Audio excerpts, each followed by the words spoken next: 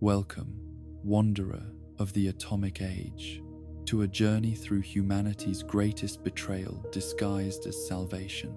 Tonight, we descend into the 7 circles of Vault-Tech's deception,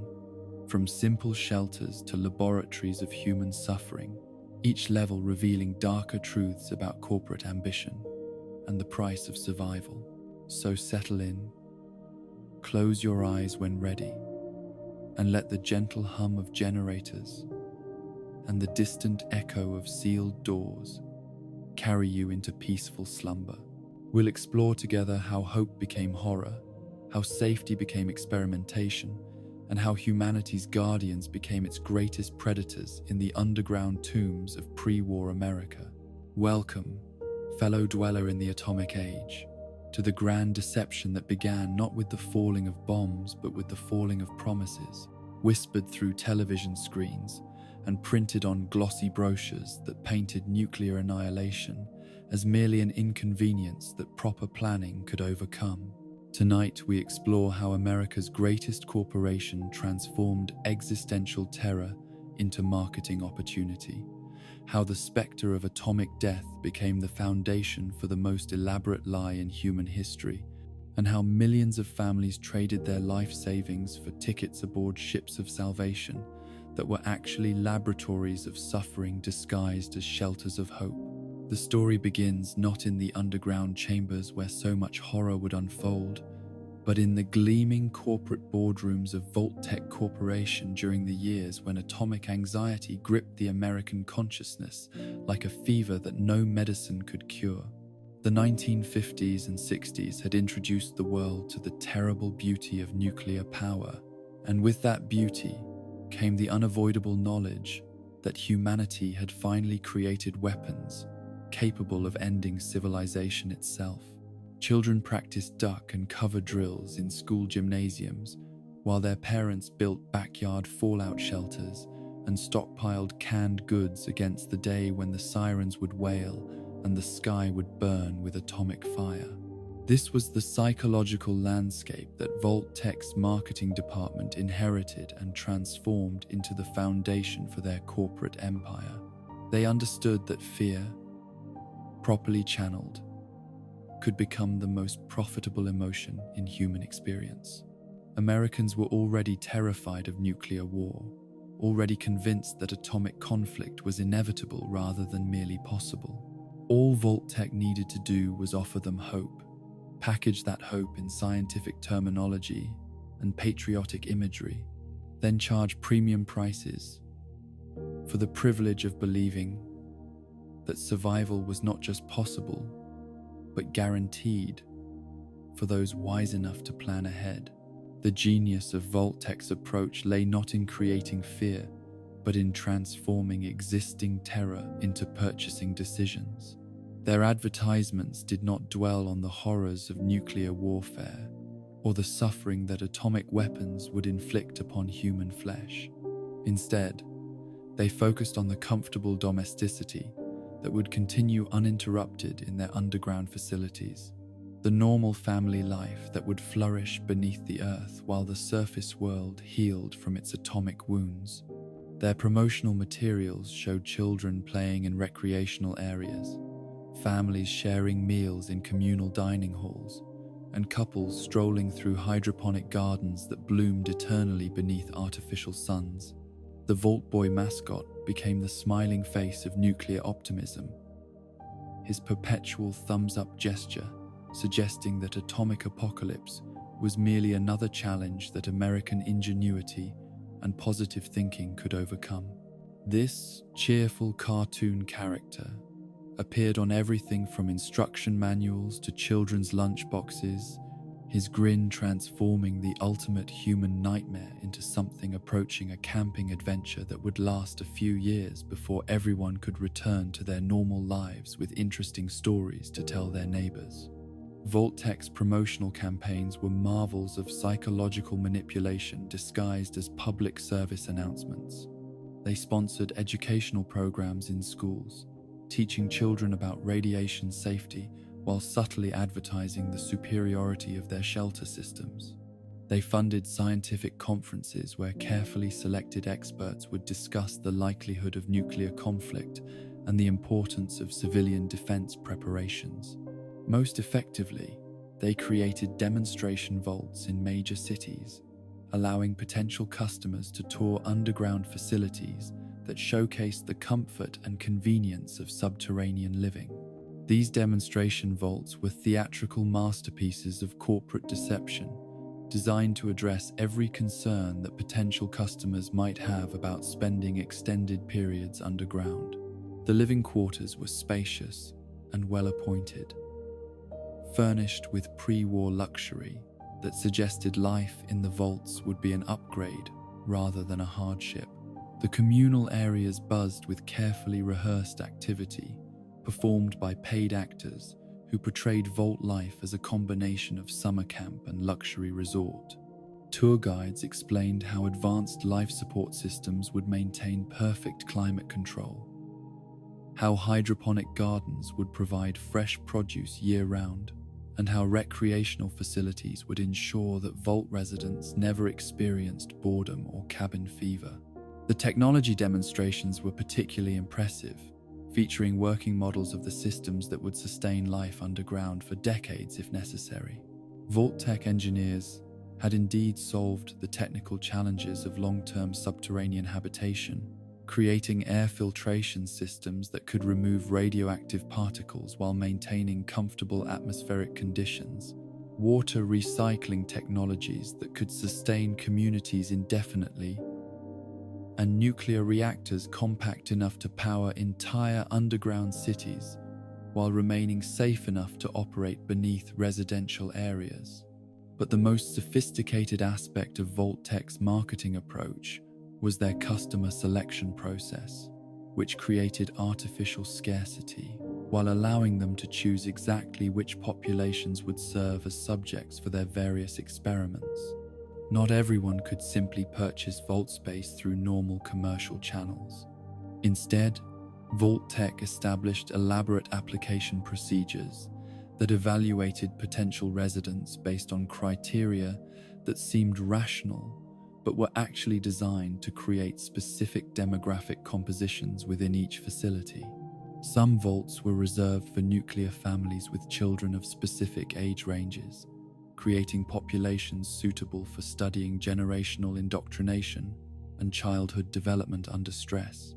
Others were marketed to communities with particular professional backgrounds, gathering engineers, teachers, or medical personnel whose skills would be useful for specific experimental objectives. Still others targeted demographic groups whose responses to various stresses would provide valuable data about human psychology and social organization under extreme conditions. The selection process created waiting lists and social pressure that made vault space seem more valuable than it actually was, while allowing Vault-Tec to populate their facilities with exactly the human specimens their research protocols required.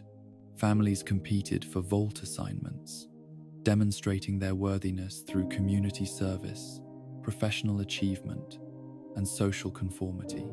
The corporation received thousands of applications for every available space, allowing them to pick and choose residents who would serve their experimental purposes most effectively. The financial arrangements were equally manipulative, structured to extract maximum payment while creating psychological investment in the vault system's success. Vault space was not purchased outright, but required long-term payment plans that kept families financially bound to the corporation for years before the vaults would actually be needed. These contracts included provisions for regular facility inspections,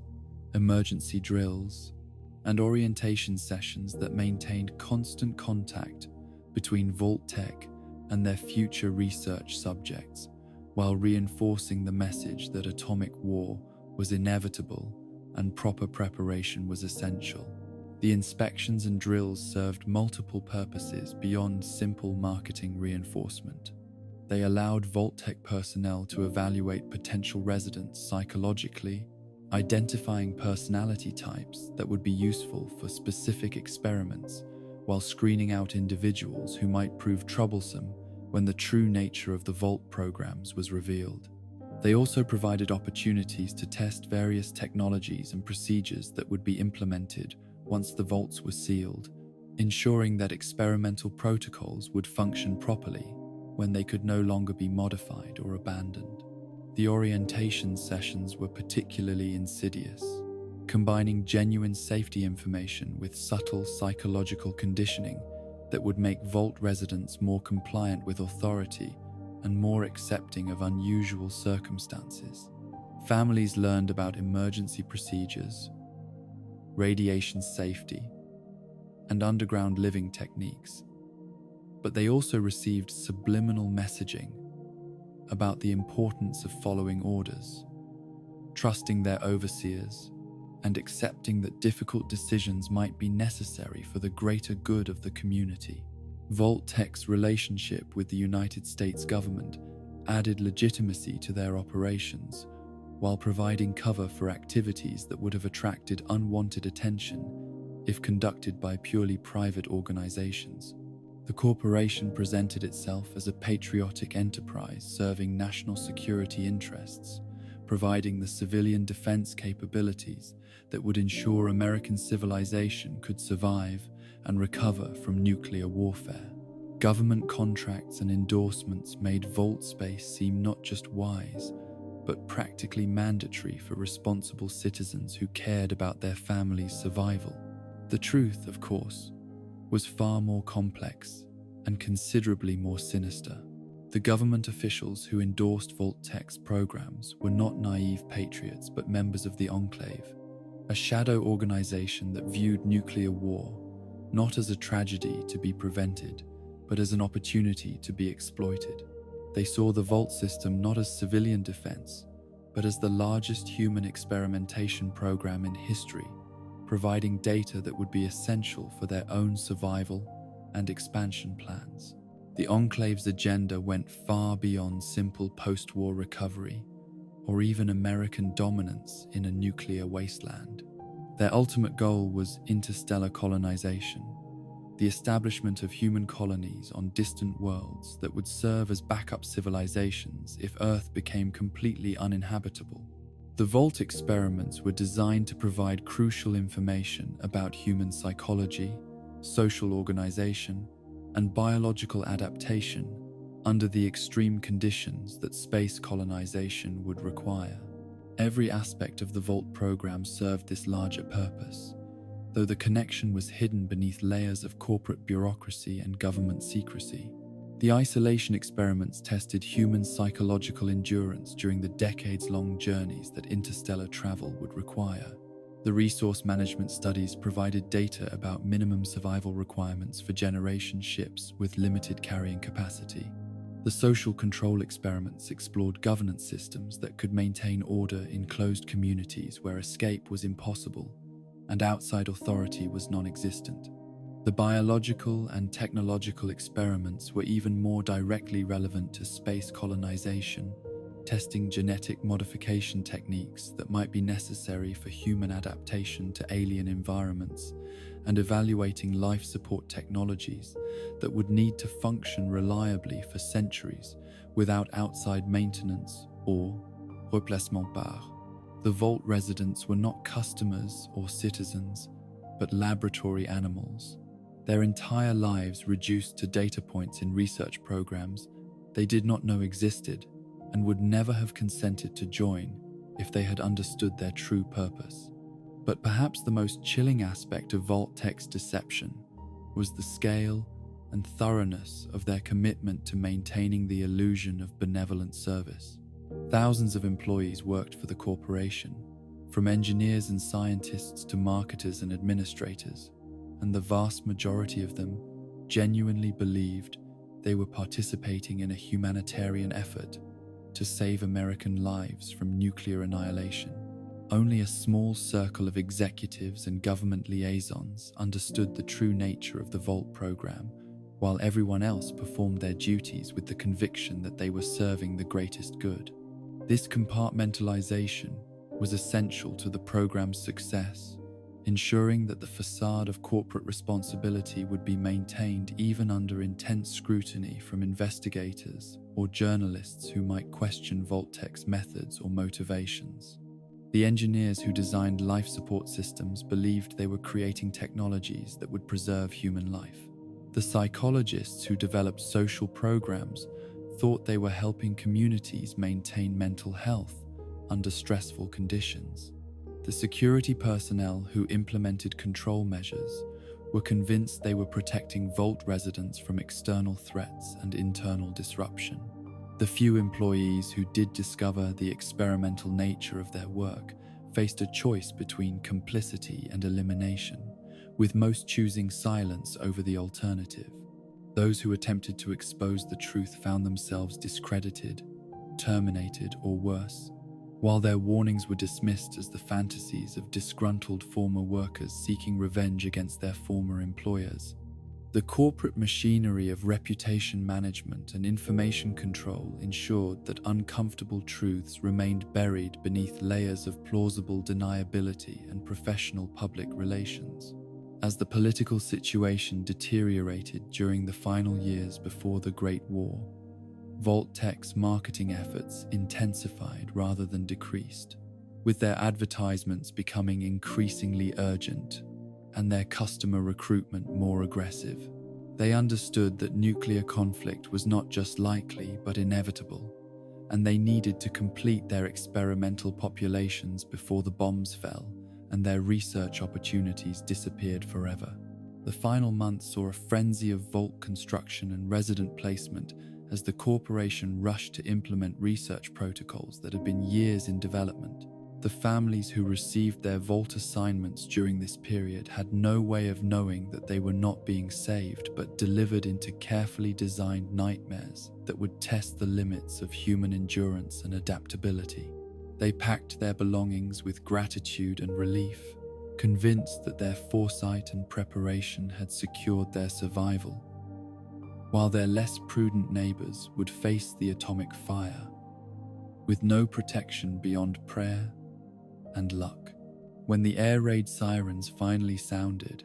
and the vault doors sealed shut, sealing away over 100,000 American citizens in underground facilities scattered across the nation,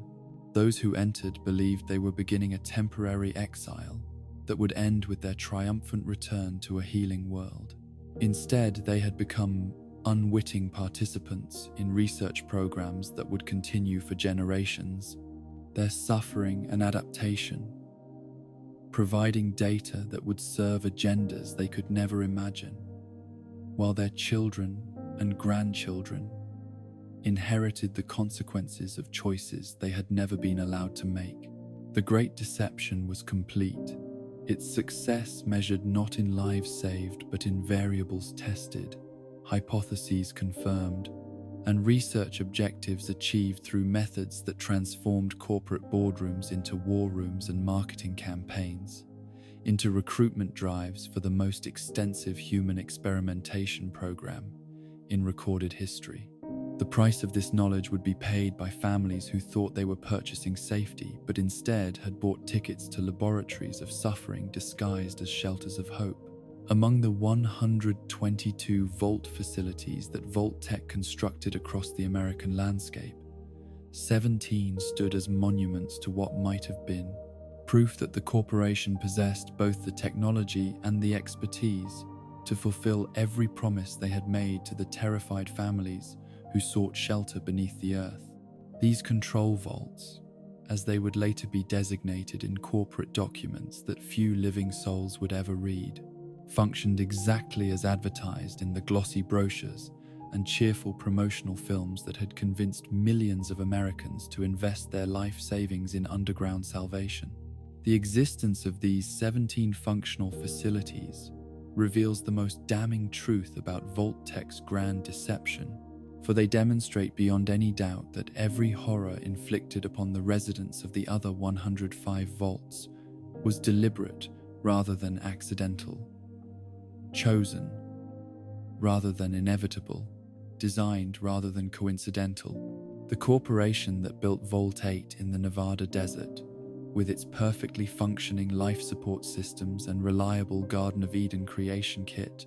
was the same organization that filled Vault 22 with deadly fungal spores and programmed Vault 11's computer to demand annual human sacrifices. These control vaults were not accidents or exceptions, but essential components of the experimental design,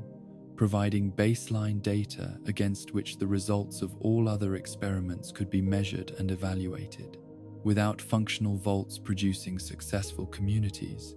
the researchers monitoring from their distant command centers would have no way to determine whether the failures and tragedies occurring in experimental facilities resulted from their deliberate interventions or from fundamental flaws in the vault concept itself. Vault 8 stands as the most successful example of what every vault could have been if Vault Tech had chosen salvation over science, hope over horror, protection over profit. Located in the harsh desert of Nevada, this facility received everything that the marketing materials had promised to deliver. The massive vault door sealed properly when the bombs fell, protecting 400 carefully selected residents from the radioactive hell that consumed the surface world. The life support systems functioned flawlessly, providing clean air, pure water, and comfortable temperatures throughout the decades of isolation that followed. The Garden of Eden creation kit stored within Vault 8 worked exactly as designed, containing everything necessary to transform barren wasteland into flourishing agricultural land capable of supporting a growing population. When the vault door finally opened after only 4 years of isolation, rather than the planned 10 years, due to minor miscalculations in the surface radiation predictions, the residents emerged not as traumatized survivors, but as a confident community ready to reclaim and rebuild the world they had temporarily abandoned. The establishment of Vault City represented everything that Vault Tech claimed their program would achieve, but had chosen to accomplish in only 17 cases out of 122 opportunities. Using their Garden of Eden creation kit, the former Vault dwellers transformed the hostile Nevada desert into an oasis of civilization that rivaled the pre-war communities that nuclear fire had reduced to radioactive ash. They constructed buildings that combined pre-war architectural knowledge with post-war innovations, creating a settlement that was simultaneously familiar and futuristic. The city's governance reflected the best aspects of pre-war democratic traditions, modified by the practical necessities of post-war survival. Citizens participated in decision-making processes that balanced individual freedom with community needs, creating social structures that could maintain order without resorting to authoritarian control. The economic systems they developed combined free market principles with resource conservation requirements, ensuring prosperity while preventing the waste and excess that had characterized pre-war society. By 2091, Vault City had grown far beyond its original population of 400 Vault dwellers to become a regional power with influence extending throughout the northern Nevada wasteland. Trade routes connected the city to other survivor communities, spreading both goods and ideas that helped rebuild civilization across a wider area. The medical facilities developed using pre-war knowledge and post-war innovation became regional centers for healthcare, treating patients from settlements hundreds of miles away. The educational institutions established within Vault City preserved pre-war knowledge while developing new understanding appropriate to post-war conditions. Children learn not only reading, writing, and mathematics, but also radiation detection, sustainable agriculture, and conflict resolution techniques that would serve them throughout their lives in the changed world. The libraries contain not only entertainment and cultural materials, but also technical manuals and scientific texts that ensured essential knowledge would not be lost to future generations. Vault 76 in West Virginia represents another model of what Vault Tech could have accomplished if they had chosen to honor their commitments rather than exploit their customers' trust for experimental purposes. This facility functioned exactly according to its advertised specifications, housing 1,000 residents for precisely 25 years before opening on schedule to release them into the Appalachian wilderness on what the promotional materials had dubbed Reclamation Day. The Vault's residents spent their quarter-century of isolation preparing methodically for their eventual return to the surface world. Unlike the experimental vaults where residents were deliberately kept ignorant of outside conditions or fed false information about surface recovery, Vault 76 maintained accurate monitoring of radiation levels, weather patterns, and ecological recovery throughout the region. Residents received regular updates about surface conditions and participated in planning sessions for their eventual emergence and the reconstruction efforts they would undertake. The education and training programs within Vault 76 focus specifically on post-war reconstruction requirements, rather than abstract academic knowledge or social control mechanisms. Residents learned construction techniques using salvaged materials, agricultural methods adapted to irradiated soil, and leadership skills necessary for organizing survivor communities. By the time Reclamation Day arrived, every resident possessed practical skills that would contribute immediately to rebuilding efforts rather than theoretical knowledge that might prove useless in the harsh realities of the wasteland. The emergence of Vault 76's residents into the West Virginia wilderness marked the beginning of one of the most successful post-war reconstruction efforts in the former United States. The Vault dwellers spread across Appalachia, not as confused refugees seeking shelter, but as organized teams implementing carefully developed plans for reclaiming and rebuilding their homeland. They established communication networks that connected scattered survivor communities, created trade routes that enabled resource sharing, and built defensive alliances that protected vulnerable settlements from raiders and hostile creatures. The success of these reconstruction efforts validated every claim that Vault Tech had made about their residents' potential to rebuild American civilization after nuclear warfare. The Vault dwellers possessed the knowledge, skills, and organization necessary to transform wasteland into productive communities. Their pre-war education, combined with post-war preparation, created a population capable of solving the complex challenges that nuclear devastation had created across the continent.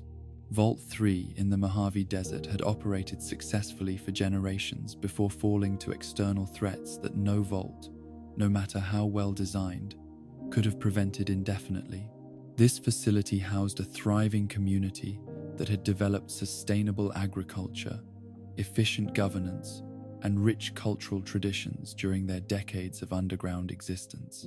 The Vault's workshops produced tools, clothing, and artistic works that reflected both pre-war aesthetics and post-war innovations, creating a unique cultural synthesis that honored the past while embracing the future. The community within Vault 3 had established educational systems that preserved pre-war knowledge while developing new understanding appropriate to their changed circumstances. Children learned about the world that had existed before the bombs fell,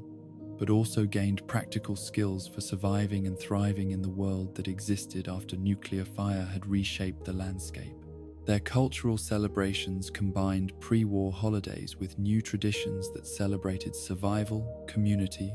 and hope for the future. The Vault's eventual fall to the Fiends, a raider gang addicted to combat stimulants and consumed by violence,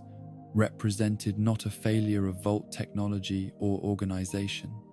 but the inevitable result of contact with the worst aspects of post-war society. The residents of Vault 3 had created a peaceful, prosperous community, but peace and prosperity could not protect them from enemies who valued neither and sought only destruction and domination. Vault 15 near the hub in Southern California represents a more complex example of partial success where vault technology and organization succeeded in preserving human life and knowledge, despite social tensions that ultimately fragmented the community. This facility housed residents from 4 distinct cultural backgrounds, creating diversity that enriched community life, but also generated conflicts that vault designers had not anticipated or prepared for adequately. The vault functioned properly from a technological standpoint, providing reliable life support, adequate nutrition, and comfortable living conditions for all residents regardless of their cultural backgrounds. The social tensions that developed resulted not from experimental manipulation or deliberate sabotage, but from the natural challenges of maintaining community cohesion among groups with different values, traditions, and expectations about proper governance and social organization. When Vault 15 finally opened, the community fragmented along cultural lines, with different groups departing to establish separate settlements that reflected their distinct values and goals. While this fragmentation might be viewed as failure to maintain community unity, it actually represented success in preserving multiple cultural traditions that might otherwise have been lost to homogenization. Each group carried with them knowledge, skills, and values that enriched the broader wasteland as they established new communities and formed alliances with other survivors. The new California Republic traces its origins directly to vault dwellers from both Vault 15 and Vault 13, demonstrating how successful vault communities could serve as seeds for larger civilizations that eventually encompassed entire regions. The democratic traditions, technological knowledge, and organizational skills preserved within these vaults provided the foundation for a government that grew to control most of California and extend its influence throughout the southwestern United States. The technological legacy of the control vaults extended far beyond their immediate communities through the Garden of Eden creation kits that many facilities carried. These miraculous devices contained everything necessary to transform barren wasteland into flourishing agricultural land, providing not just sustenance for vault communities but surplus food that could support trade relationships with other survivor groups. The crops produced using Garden of Eden creation kit technology often displayed enhanced nutritional value and radiation resistance, making them valuable resources for communities struggling with food security in the post-war world. The water purification systems developed for vault use proved equally valuable in the wasteland, where clean water remained scarce and precious decades after the bombs fell. Former vault dwellers who understood these technologies could establish water purification facilities that served entire regions, creating networks of settlements that depended on vault-derived technology for their continued survival and growth. The medical knowledge preserved within vault medical facilities saved countless lives in the post-war world, where traditional healthcare infrastructure had been completely destroyed. Vault dwellers emerged with understanding of radiation treatment, surgical techniques, and pharmaceutical production that made them invaluable resources for wasteland communities struggling with injury and disease. The medical textbooks, equipment, and supplies that vaults contained often provided the foundation for regional healthcare systems that served populations far larger than the original vault communities. The weapons and defensive technologies developed for vault security found new applications in the dangerous post-war world, where settlements faced constant threats from raiders, hostile creatures, and environmental hazards. Former vault dwellers possessed not only advanced weapons, but also the training and organization necessary to use them effectively, making them formidable opponents for those who threatened peaceful communities and valuable allies for those seeking to establish order in the wasteland. The communication technologies that connected vault facilities to monitoring stations and each other provided the foundation for long-distance communication networks that enabled trade, diplomacy, and mutual assistance among survivor communities separated by hundreds of miles. Radio equipment and relay stations established by vault dwellers created the infrastructure necessary for regional coordination and cooperation that would have been impossible without their technical expertise and organizational capabilities. Perhaps most importantly, the control vaults preserved something that no technology could replace and no experiment could recreate: the memory of what human civilization could accomplish when guided by hope rather than fear, cooperation rather than competition, protection rather than exploitation. The residents who emerged from functional vaults carried with them not only practical knowledge and useful skills, but also cultural values and social traditions that remembered the best aspects of pre-war society while rejecting the worst. These communities understood that civilization was not merely a collection of buildings and machines, but a set of relationships based on mutual respect, shared responsibility, and common purpose.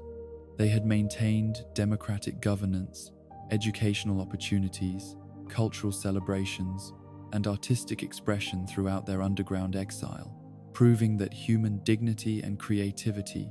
could survive even the worst catastrophes if properly protected and nurtured.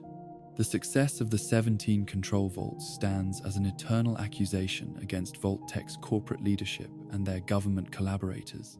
for it proves beyond doubt that every family who entered the experimental vaults could have been saved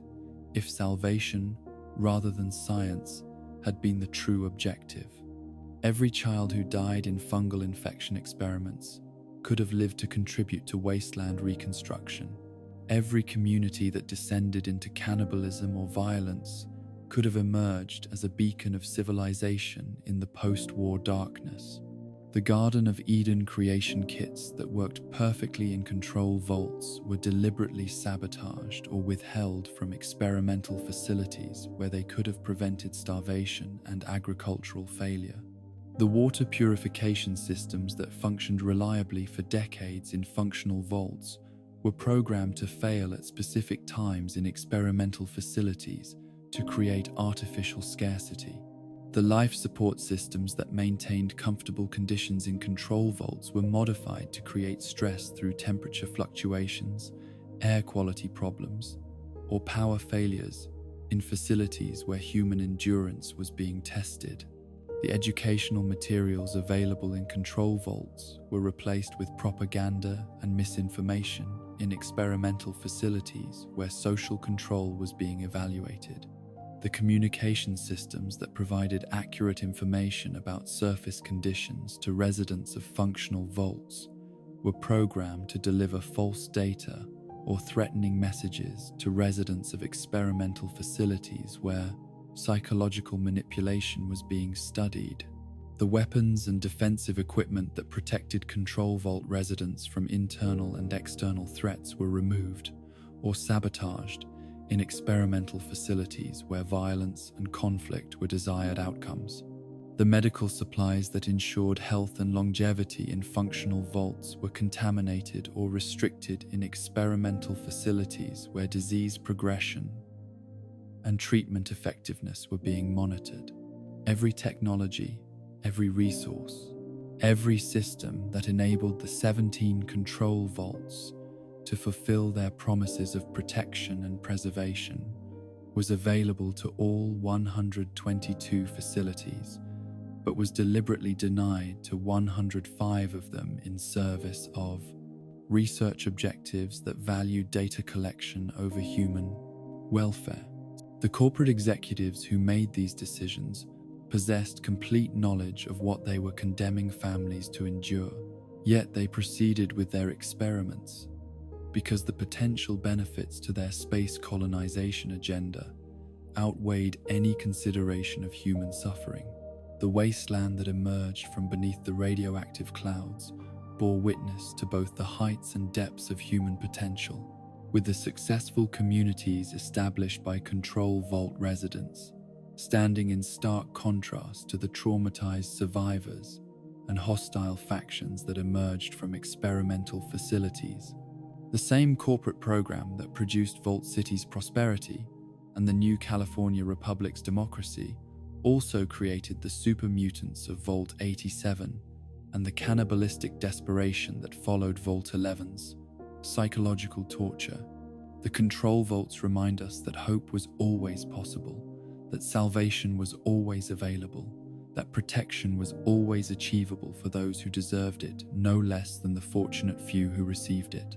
They stand as monuments to what might have been, and accusations against what was chosen instead. Proof that every horror that followed could have been prevented if human welfare rather than corporate profit had guided the decisions that shaped the post-war world. The laboratories of human endurance that Vault Tech disguised as isolation experiments represented the corporation's first systematic exploration of psychological breaking points,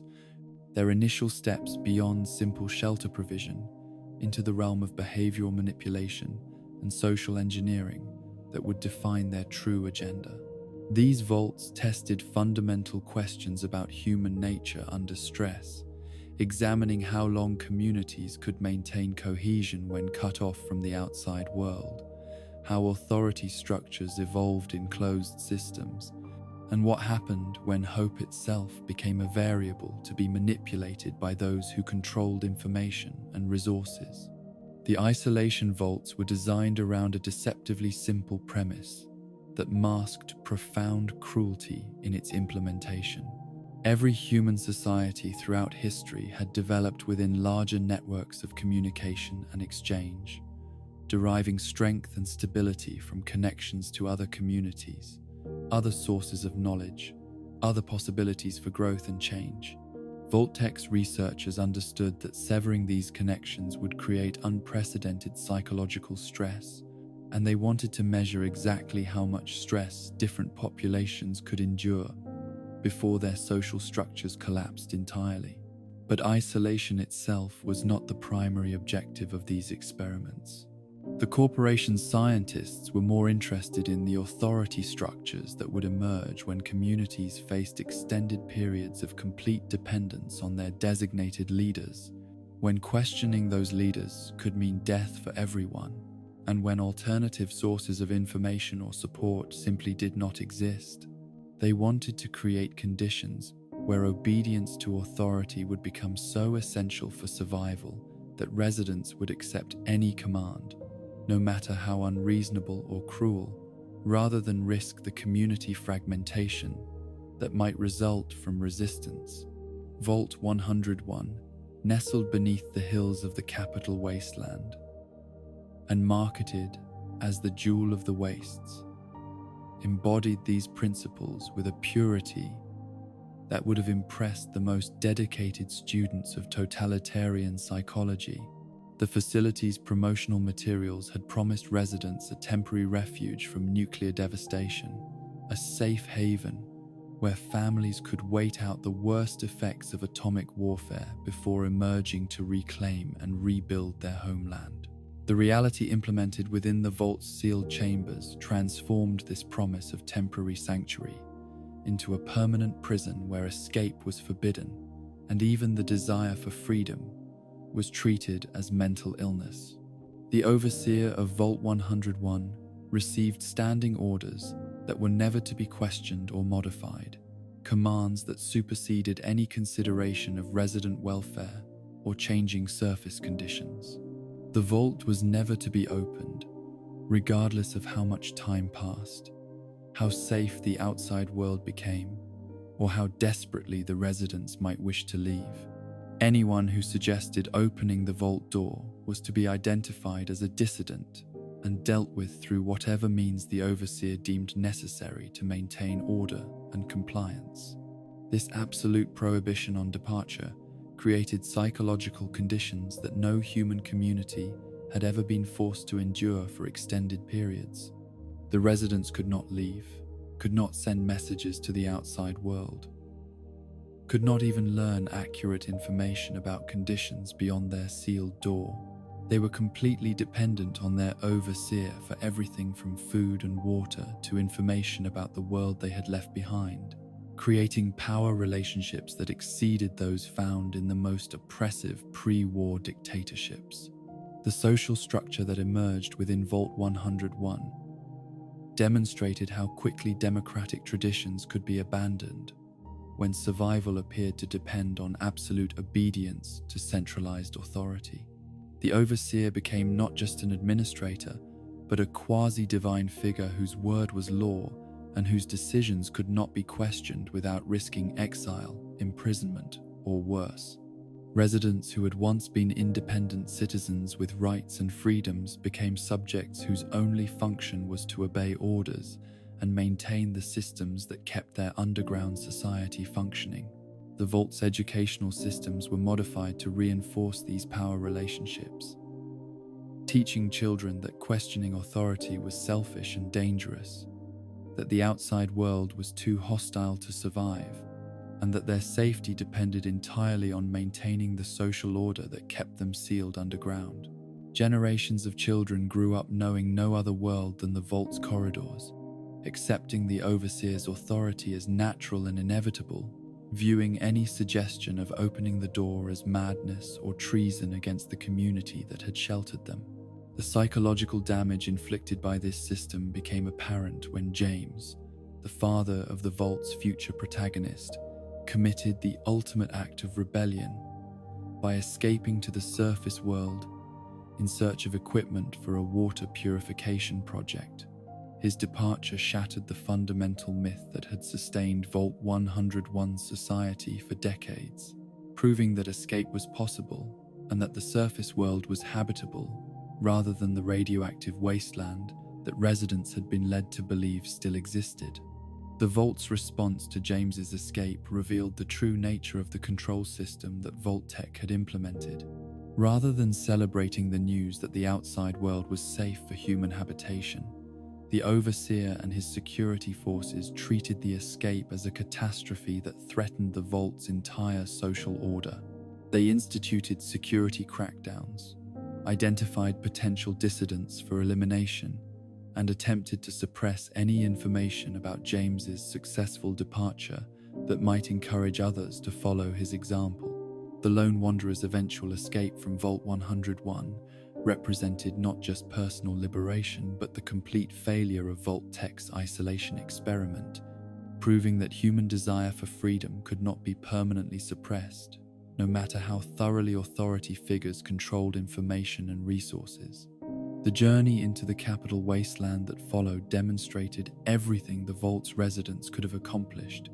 if they had been allowed to emerge decades earlier, when their knowledge and skills could have contributed to regional reconstruction efforts. Vault 13 in the California desert represented a different approach to isolation experimentation, one that combined extended confinement with artificial crisis, to test how communities responded when their survival systems began failing and outside assistance was not available. This facility was designed to remain sealed for 200 years, creating the longest planned isolation of any vault in the Vault Tech system, but the experiment included a deliberate sabotage element that would force residents to make desperate choices long before their scheduled emergence. The water chip that regulated the Vault's water purification system was programmed to fail after only a few decades of operation, creating an artificial scarcity crisis that would test the community's problem-solving capabilities and decision-making processes under extreme stress. Residents who had expected to spend 2 centuries in comfortable underground existence suddenly faced the prospect of death by dehydration, unless someone could venture into the dangerous wasteland to locate replacement parts for their failing life support systems. The selection process for this desperate mission revealed how isolation had affected the Vault's social dynamics and decision-making procedures. Rather than seeking volunteers or selecting candidates based on relevant skills and experience, the community chose the Vault Dweller through methods that reflected their inexperience with real-world challenges and their unfamiliarity with the dangers that awaited beyond their sealed door. The person selected for this crucial mission was essentially chosen at random from among those willing to attempt what seemed like a suicide mission. The Vault Dweller's journey across the post-war California landscape represented everything that Vault 13's residents could have accomplished if they had been allowed to emerge when surface conditions became safe for human habitation. The skills and knowledge preserved within the vault, combined with the determination and resourcefulness that extended isolation had developed, created capabilities that proved invaluable for both individual survival and community building in the harsh post-war world. The successful completion of the water chip mission and the subsequent defeat of the Master's super mutant army demonstrated that Vault dwellers possessed the potential to become powerful forces for positive change in the Vault wasteland, but only if they were allowed to engage with the world beyond their sealed chambers rather than being confined indefinitely in underground prisons. Vault 13's residents had spent decades developing skills and accumulating knowledge that could have benefited wasteland communities throughout Southern California, but their isolation prevented them from contributing to regional recovery efforts until external circumstances forced their involvement. The eventual fate of Vault 13, with its residents scattered across the wasteland and their community destroyed by the very crisis that their confinement was supposed to help them avoid, illustrated the fundamental flaw in Vault-Tech's isolation experiments. Communities that were denied contact with the outside world became increasingly fragile and vulnerable rather than stronger and more self-sufficient, losing the adaptability and resilience that came from dealing with real challenges in real environments. Vault 21 in the New Vegas area explored isolation through a different mechanism, creating a community where all decisions were made through gambling rather than democratic processes or authoritarian rule. This facility tested whether chance-based governance could maintain social order in a closed community, and whether residents would accept outcomes determined by luck rather than logic, merit, or popular consensus when escape or alternative systems were not available. The Vault's residents adapted to this unusual system with remarkable creativity and dedication, developing elaborate gambling rituals that transformed every aspect of community life into games of chance that determined resource allocation, dispute resolution, job assignments, and even romantic relationships. The isolation that prevented them from leaving or seeking alternative governance systems forced them to make the gambling-based system work regardless of its inherent irrationality or unfairness. The social dynamics that emerged within Vault 21 demonstrated both human adaptability and the dangers of accepting irrational authority when alternatives are not available. Residents became skilled gamblers and developed sophisticated strategies for influencing outcomes within their chance-based system. But they also lost the ability to make decisions based on evidence, experience, or rational analysis of problems and solutions. The Vault's eventual integration into New Vegas society through Mr. House's intervention revealed how isolation had both preserved and damaged the community's capabilities. Their gambling skills proved valuable in a city built around casino culture, but their inability to function in systems based on logic and planning made them vulnerable to exploitation by more sophisticated operators who understood how to manipulate chance-based decision-making for their own advantage. Vault 27 represented isolation experimentation taken to its most extreme and inhumane conclusion, housing twice as many residents as the facility was designed to accommodate in order to test the effects of severe overcrowding, combined with complete separation from the outside world. This vault pushed isolation stress beyond psychological discomfort into physical suffering that made normal social interaction impossible while preventing escape or relief through external assistance. The overcrowding created conditions that no human society could sustain indefinitely, with residents forced to compete for basic necessities like sleeping space, food portions, and access to sanitation facilities. Privacy became impossible, personal property meaningless, and individual dignity, a luxury that the community could not afford when survival depended on efficient resource utilization rather than human comfort or social conventions. The breakdown of social order within Vault 27 occurred more rapidly than in other isolation experiments because physical discomfort combined with psychological stress to create unbearable living conditions that made cooperation difficult and conflict inevitable.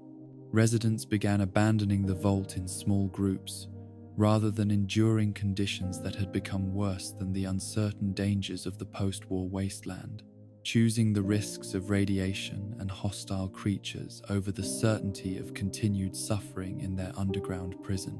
The scattered survivors who emerged from Vault 27 carried with them not the knowledge and skills that successful vault communities could contribute to wasteland reconstruction, but the trauma and social dysfunction that resulted from extended exposure to deliberately imposed suffering. Rather than becoming valuable community members or leaders in regional recovery efforts, they often struggled to adapt to normal social relationships and contributed to the violence and instability that characterized many areas of the post-war world. Vault 106 in the capital wasteland combined isolation with chemical experimentation, testing how communities responded to persistent psychological manipulation through psychoactive substances introduced into the air supply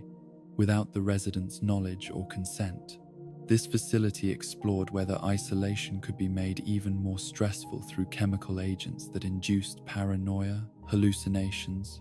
and violent behavior, while preventing residents from understanding the source of their psychological difficulties. The experiment succeeded in creating conditions of perpetual terror and suspicion within the vault community, as residents experienced persistent hallucinations that made them unable to distinguish between real and imaginary threats. The isolation that prevented them from seeking help or information from outside sources meant that they could not escape the chemical manipulation or even understand that their psychological symptoms were artificially induced rather than natural responses to their confined environment.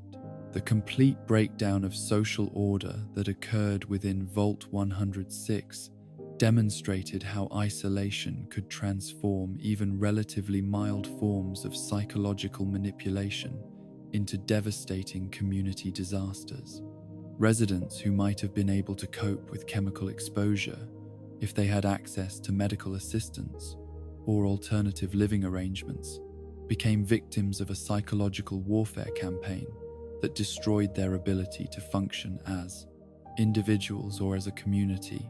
The vault's continued chemical contamination decades after the original experiment ended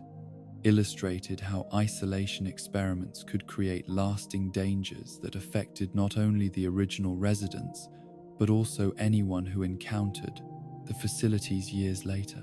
The lone wanderer's experience with persistent hallucinations while exploring the abandoned vault demonstrated that vault tech's cruelty extended beyond their original experimental subjects to include anyone unlucky enough to discover the sites where their research had been conducted.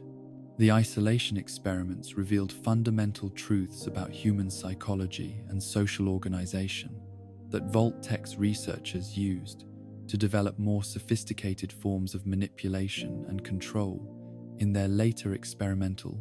programs. They learned that communities could be made to accept almost any form of authority if alternative information sources were eliminated, that democratic traditions could be abandoned remarkably quickly when survival appeared to depend on absolute obedience,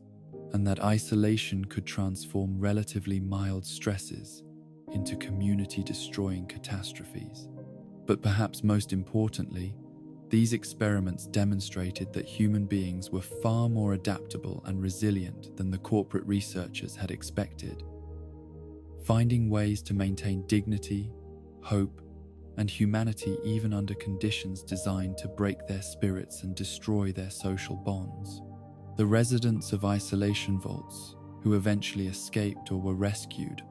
often proved to be valuable contributors to wasteland communities, bringing with them knowledge, skills, and perspectives that enriched the broader society despite the trauma they had endured.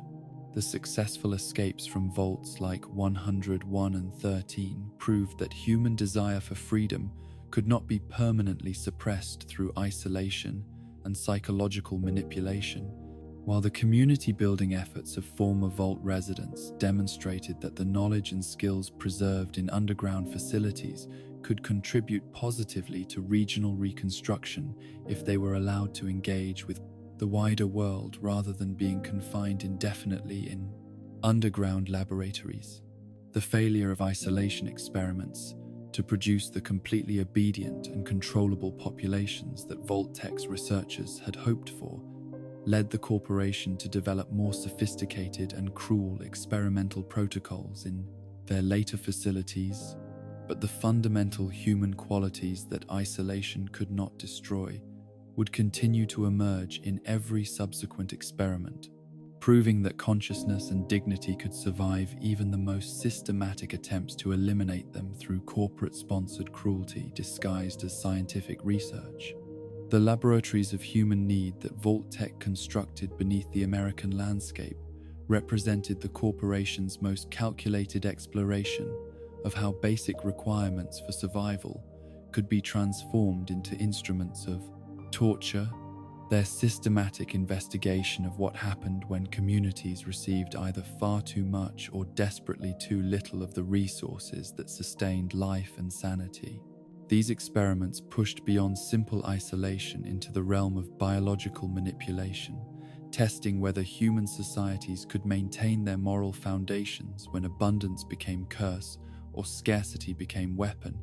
when the very things that should have preserved life instead became the mechanisms through which suffering was deliberately engineered. The survival experiments revealed Vault-Tech's understanding that human civilization depended not just on the availability of resources, but on their proper distribution and management, that communities could be destroyed as effectively through excess as through deprivation, and that the psychological impact of artificial scarcity or abundance could reshape social structures in ways that served their experimental objectives. These vaults tested fundamental assumptions about human nature under stress,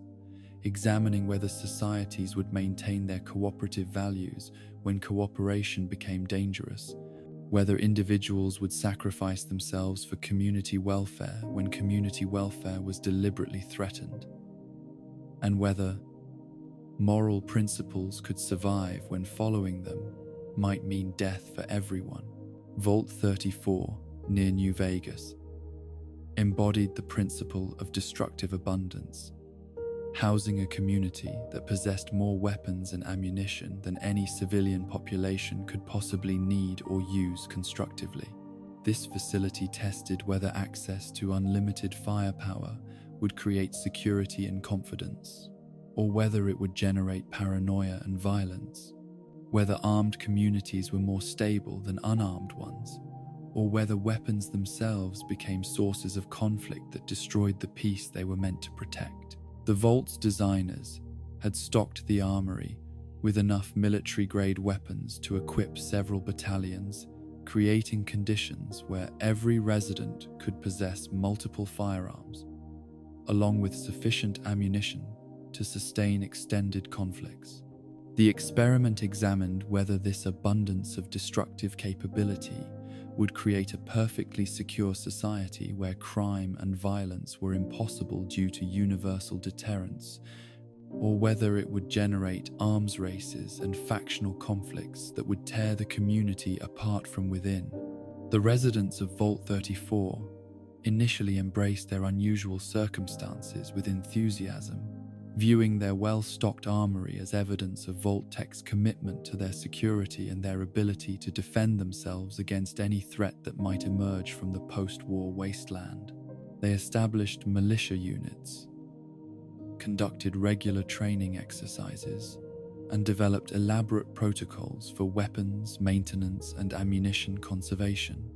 that suggested they understood the value of their military advantages.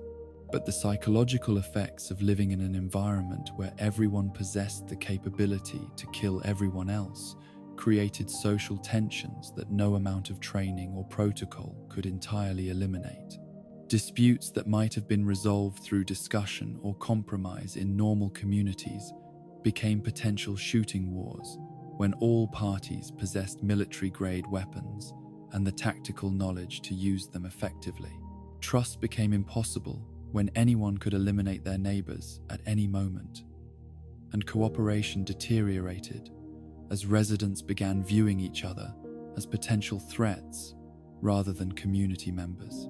The formation of armed factions within Vault 34 followed predictable patterns that demonstrated how weapons availability could transform minor disagreements into existential conflicts. Groups formed around ideological differences, resource allocation disputes, and personal rivalries that might have remained manageable in environments where violence required planning and effort. When immediate access to overwhelming firepower made violence an always available option, communities that had functioned peacefully for generations could descend into warfare within hours. The reactor incident that ultimately destroyed Vault 34's social order represented the logical conclusion of the weapons experiment, demonstrating how communities armed for external threats could become their own worst enemies when internal conflicts spiraled beyond control. The technical dispute over reactor maintenance and safety protocols that triggered the final crisis would have been resolved through normal administrative procedures in a vault without unlimited weapons access. But in Vault 34, it became the excuse for a shooting war that made rational problem-solving impossible. The radiation leak that followed the reactor damage created conditions that forced the Vault's survivors to choose between staying in an increasingly contaminated environment or abandoning their underground sanctuary for the uncertain dangers of the wasteland. The same weapons that were supposed to provide security instead became obstacles to evacuation as armed factions continued fighting over who would control the Vault's resources, even as radiation poisoning threatened to kill everyone, regardless of their factional affiliations. The boomers who emerged from Vault 34 carried with them both the military expertise that their underground experience had provided and the paranoid hostility that unlimited weapons access had generated.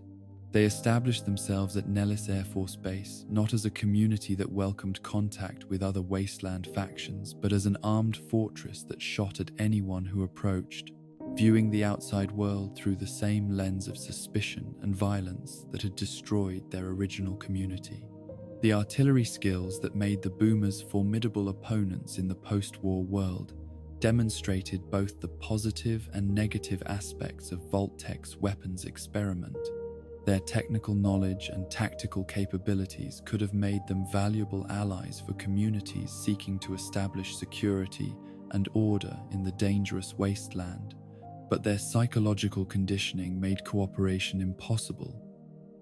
except under the most carefully controlled circumstances, where their paranoid assumptions about outside threats were temporarily overcome by immediate necessity. Vault 22 near New Vegas explored the opposite extreme of survival experimentation, testing whether communities could maintain their humanity when abundance became contamination, when efforts to solve resource scarcity created threats far more dangerous than the original problems. This facility examined how societies responded when their attempts to ensure survival through technological innovation generated unintended consequences that transformed their sanctuary into a nightmare more horrifying than anything the Pates-facing post-war wasteland could offer. The Vault's research program focused on developing fast-growing crops that could provide abundant food supplies for underground communities while requiring minimal space and resources. The scientists working within Vault 22 genuinely believed they were solving one of the fundamental challenges of post-war survival, creating agricultural technologies that could feed large populations using hydroponic systems that functioned independently of surface, soil, and weather conditions. The mutated plant spores that formed the foundation of their agricultural experiments initially appeared to fulfill every promise the research program had made. Crops grew faster and larger than natural varieties, producing yields that could sustain populations far exceeding the vault's original capacity, while requiring fewer inputs of water, nutrients, and energy than conventional farming methods. The early harvest seasons seemed to prove that scientific innovation could overcome the resource constraints that threatened so many post-war communities. But the same mutations that made the plants grow so successfully also made them dangerous to human health, in ways that the Vault scientists either failed to recognize or chose to ignore in their enthusiasm for achieving research objectives. The spores released by the mutated crops began affecting the Vault's residents, causing biological changes that transformed them from normal humans into something that retained human intelligence but possessed plant-like characteristics that made normal social interaction impossible. The transformation process was gradual enough that affected residents often remained unaware of their changing nature until the metamorphosis had progressed beyond the point where reversal might have been possible. They experienced increased sensitivity to light and moisture, developed unusual dietary requirements that could only be satisfied by consuming plant matter, and began exhibiting behavioral changes that reflected plant biology rather than human psychology. The scientists responsible for the agricultural experiments continued their research, even as evidence mounted that their innovations were causing irreversible harm to the Vault's population. Their commitment to completing their experimental protocols overcame their concern for resident welfare, leading them to rationalize the ongoing transformations as acceptable costs for achieving breakthroughs that could benefit future communities facing similar challenges. The complete breakdown of human society within Vault 22 occurred when the transformed residents reached the point where they could no longer coexist with normal humans, requiring environmental conditions and social arrangements that were incompatible with maintaining a functional community. The Vault became divided between those who had been affected by the spores and those who had somehow avoided contamination, creating a conflict that neither group could win without eliminating the other. The spore carriers, who eventually gained control of Vault 22, transformed the facility into an environment suited to their plant-human hybrid biology rather than normal human needs, making the Vault uninhabitable for anyone who had not undergone the same biological modifications. The overgrowth of mutated vegetation that consumed the Vault's corridors and chambers created an alien landscape that bore no resemblance to the sterile underground sanctuary that families had entered decades earlier. The exploration of Vault 22 by wasteland adventurers, decades after the original disaster, revealed the long-term consequences of survival experiments that prioritized achieving research objectives over protecting the welfare research subjects. The facility had become a testament to the dangers of pursuing scientific progress without adequate consideration of ethical constraints or unintended consequences, a place where good intentions had been corrupted by institutional pressure to produce results regardless of human cost. Vault 95, in the Commonwealth,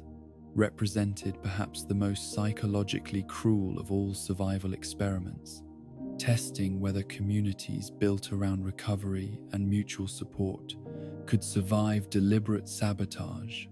of their fundamental principles. This facility was advertised as a rehabilitation center for individuals struggling with chemical addiction, promising a clean environment where people could overcome their dependencies and build new lives free from the substances that had previously controlled their behavior. The residents who entered Vault 95 genuinely believed they were receiving the gift of a second chance,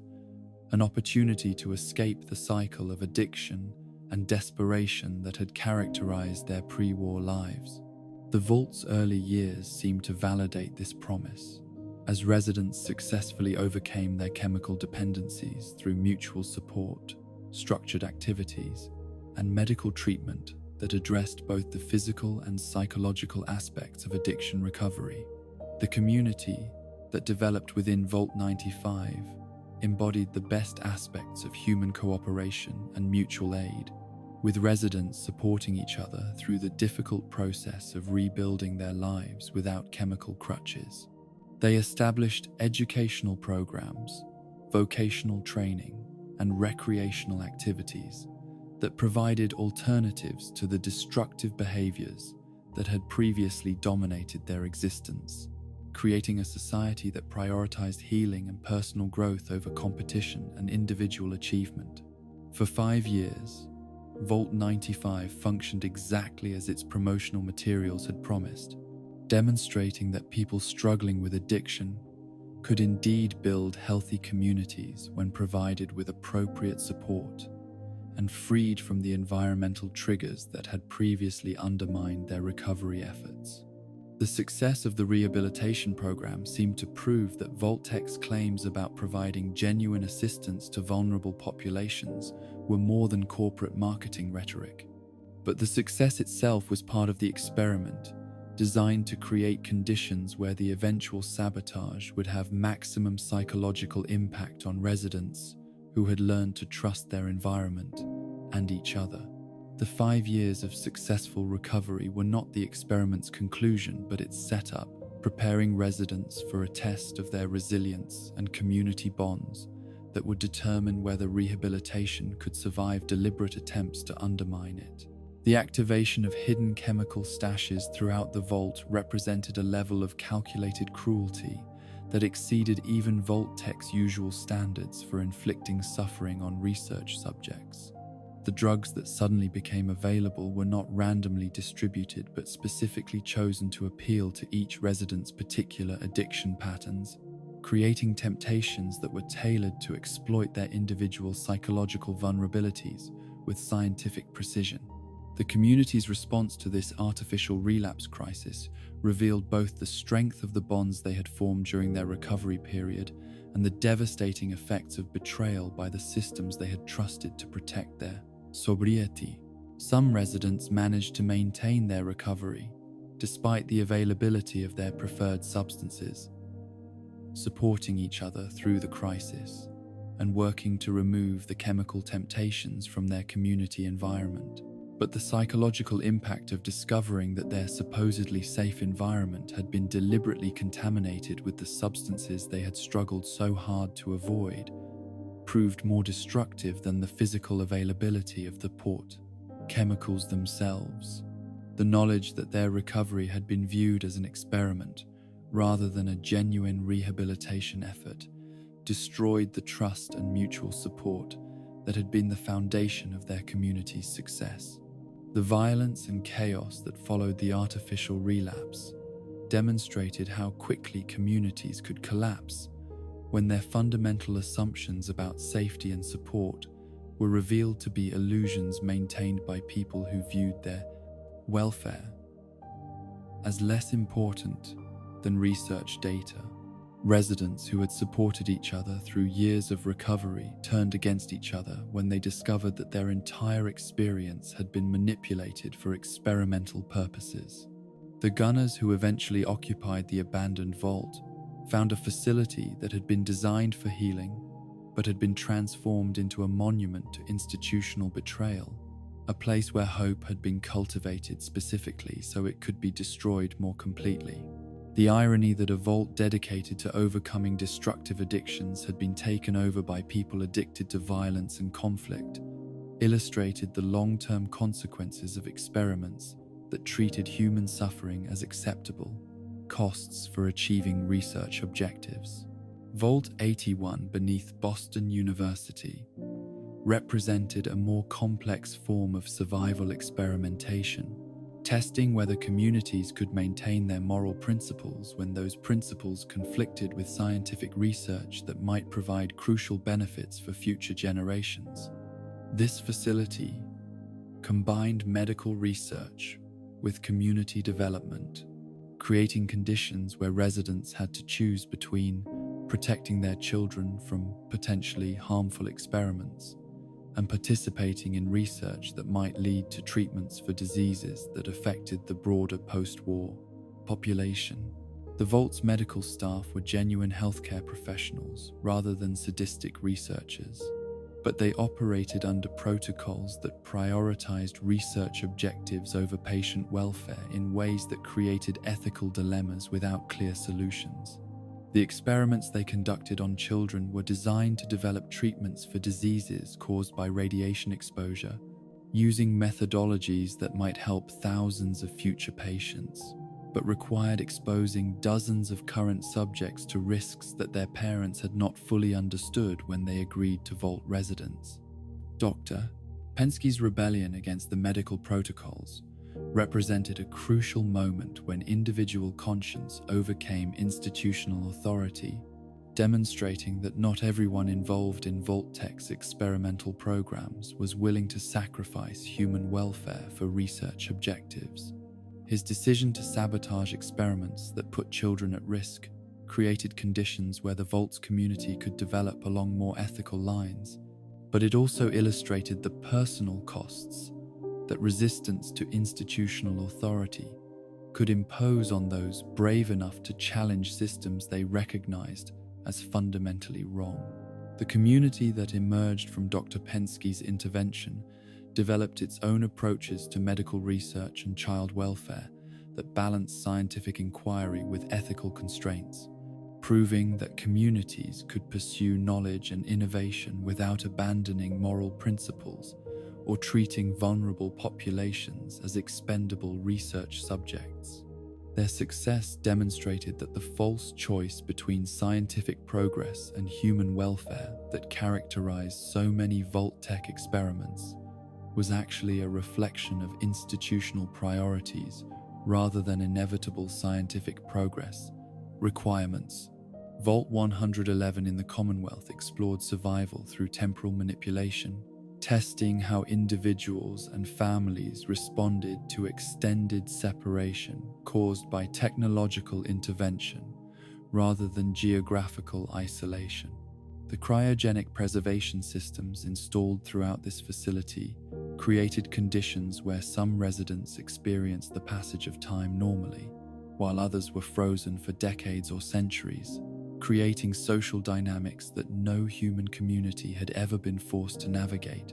The deception involved in implementing the cryogenic experiment exceeded even Vault-Tech's usual standards for misleading research subjects about the nature of their participation in experimental programs. Families who entered Vault 111 believed they were entering a standard underground shelter where they would wait out the worst effects of nuclear warfare before emerging to rebuild their lives in a recovering world. Instead, they became subjects in a preservation experiment that would separate them from their loved ones for periods that exceeded normal human lifespans. The murder of spouses and the kidnapping of children that accompanied the cryogenic preservation process transformed what might have been a relatively benign experiment in suspended animation into a psychological torture program that inflicted trauma on both the preserved subjects and the researchers who implemented the protocols. The Institute's involvement in these activities demonstrated how academic institutions could become complicit in experimental programs that violated every principle of informed consent and research ethics. The sole survivor's awakening after 2 centuries of cryogenic sleep represented both the success and failure of Vault-Tech's temporal experiment, proving that human consciousness could survive extended preservation, while demonstrating that the psychological costs of such survival were far higher than any potential benefits the technology might provide. The search for a kidnapped child in a world where everyone the sole survivor had known and loved was dead, illustrated the true cost of experiments that treated family relationships as variables to be manipulated for research purposes. The survival experiments conducted throughout Vault-Tech's underground facilities revealed the corporation's systematic exploration of every aspect of human need and desire, testing whether communities could be controlled through manipulation of resources that were supposedly provided for their benefit. These experiments demonstrated that basic survival requirements like food, water, shelter, security, and medical care could become instruments of oppression when their provision was controlled by people who viewed research objectives as more important than human welfare. But the experiments also revealed the remarkable resilience and adaptability that enabled human communities to survive and sometimes thrive, even under conditions deliberately designed to destroy their social bonds and moral boasts. Foundations. The residents who emerged from survival experiments often carried with them not only trauma and dysfunction, but also innovations and insights that proved valuable for wasteland communities, struggling with similar challenges under less controlled but equally difficult circumstances. The weapons expertise developed in Vault 34, the agricultural knowledge preserved despite the disasters in Vault 22, the medical insights gained through ethical resistance in Vault 81, and the temporal technologies tested in Vault 111 all contributed to post-war reconstruction efforts in ways that their original designers had never intended, but that demonstrated the impossible persistence of human creativity and cooperation, even under conditions designed to eliminate both qualities entirely. The laboratories of human governance that Vault-Tech constructed beneath American soil represented the corporation's most sophisticated exploration of social engineering. Their systematic investigation of how authority structures could be manipulated to create communities that would destroy themselves through their own democratic processes, their own social hierarchies, and their own attempts to maintain order and justice. These experiments pushed beyond simple resource manipulation into the realm of psychological warfare, testing whether human societies could be programmed to accept their own destruction as necessary, whether communities could be convinced to participate voluntarily in systems designed to eliminate them, and whether the very principles of cooperation and mutual aid that made civilization possible could be transformed into instruments of systematic oppression. The social control experiments revealed Vault-Tech's understanding that human communities were held together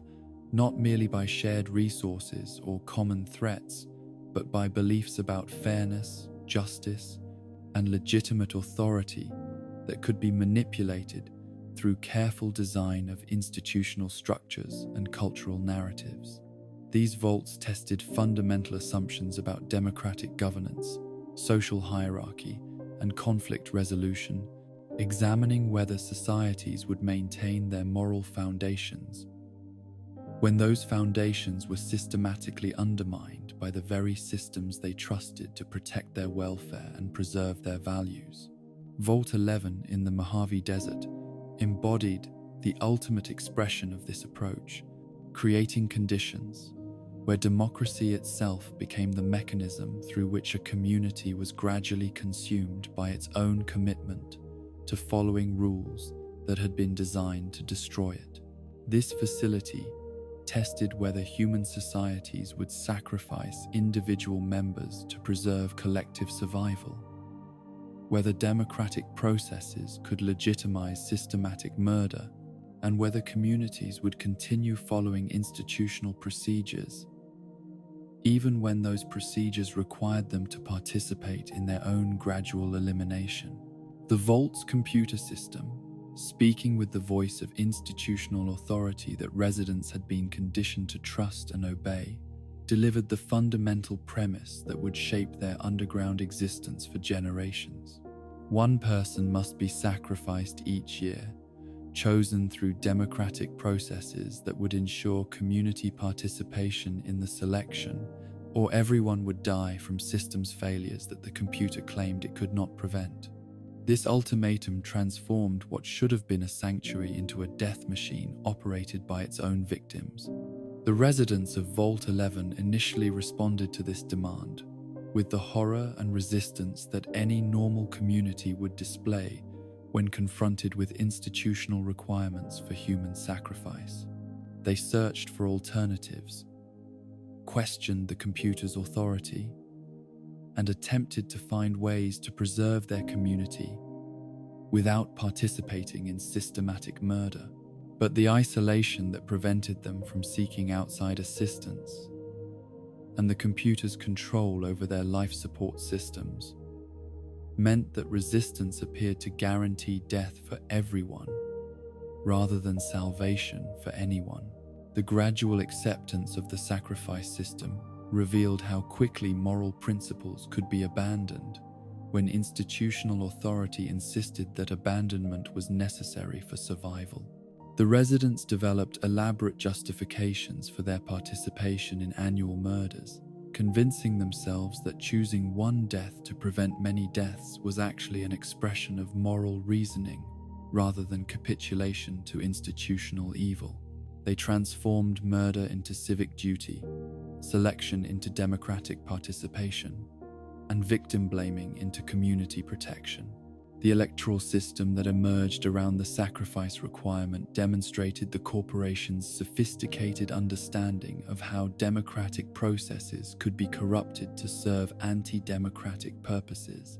Rather than simply allowing the computer to select victims arbitrarily, the residents were required to choose their own sacrifice through voting mechanisms that created the illusion of community participation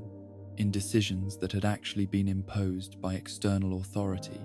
with no consideration of community, preferences, or welfare. The campaigns that developed around these deadly elections revealed how political competition could be transformed from a mechanism for selecting effective leadership into a system for avoiding personal destruction while ensuring that someone else would face elimination.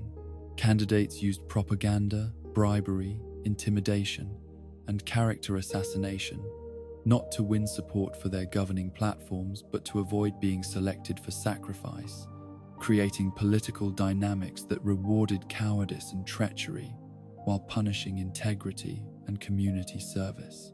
The formation of political blocs and factional alliances around sacrifice elections demonstrated how democratic institutions could be made to serve the interests of systematic oppression rather than community welfare. Groups organized not to advance shared policy objectives or represent constituent interests, but to manipulate electoral outcomes that would protect their members, while ensuring that sacrificial victims came from opposing factions,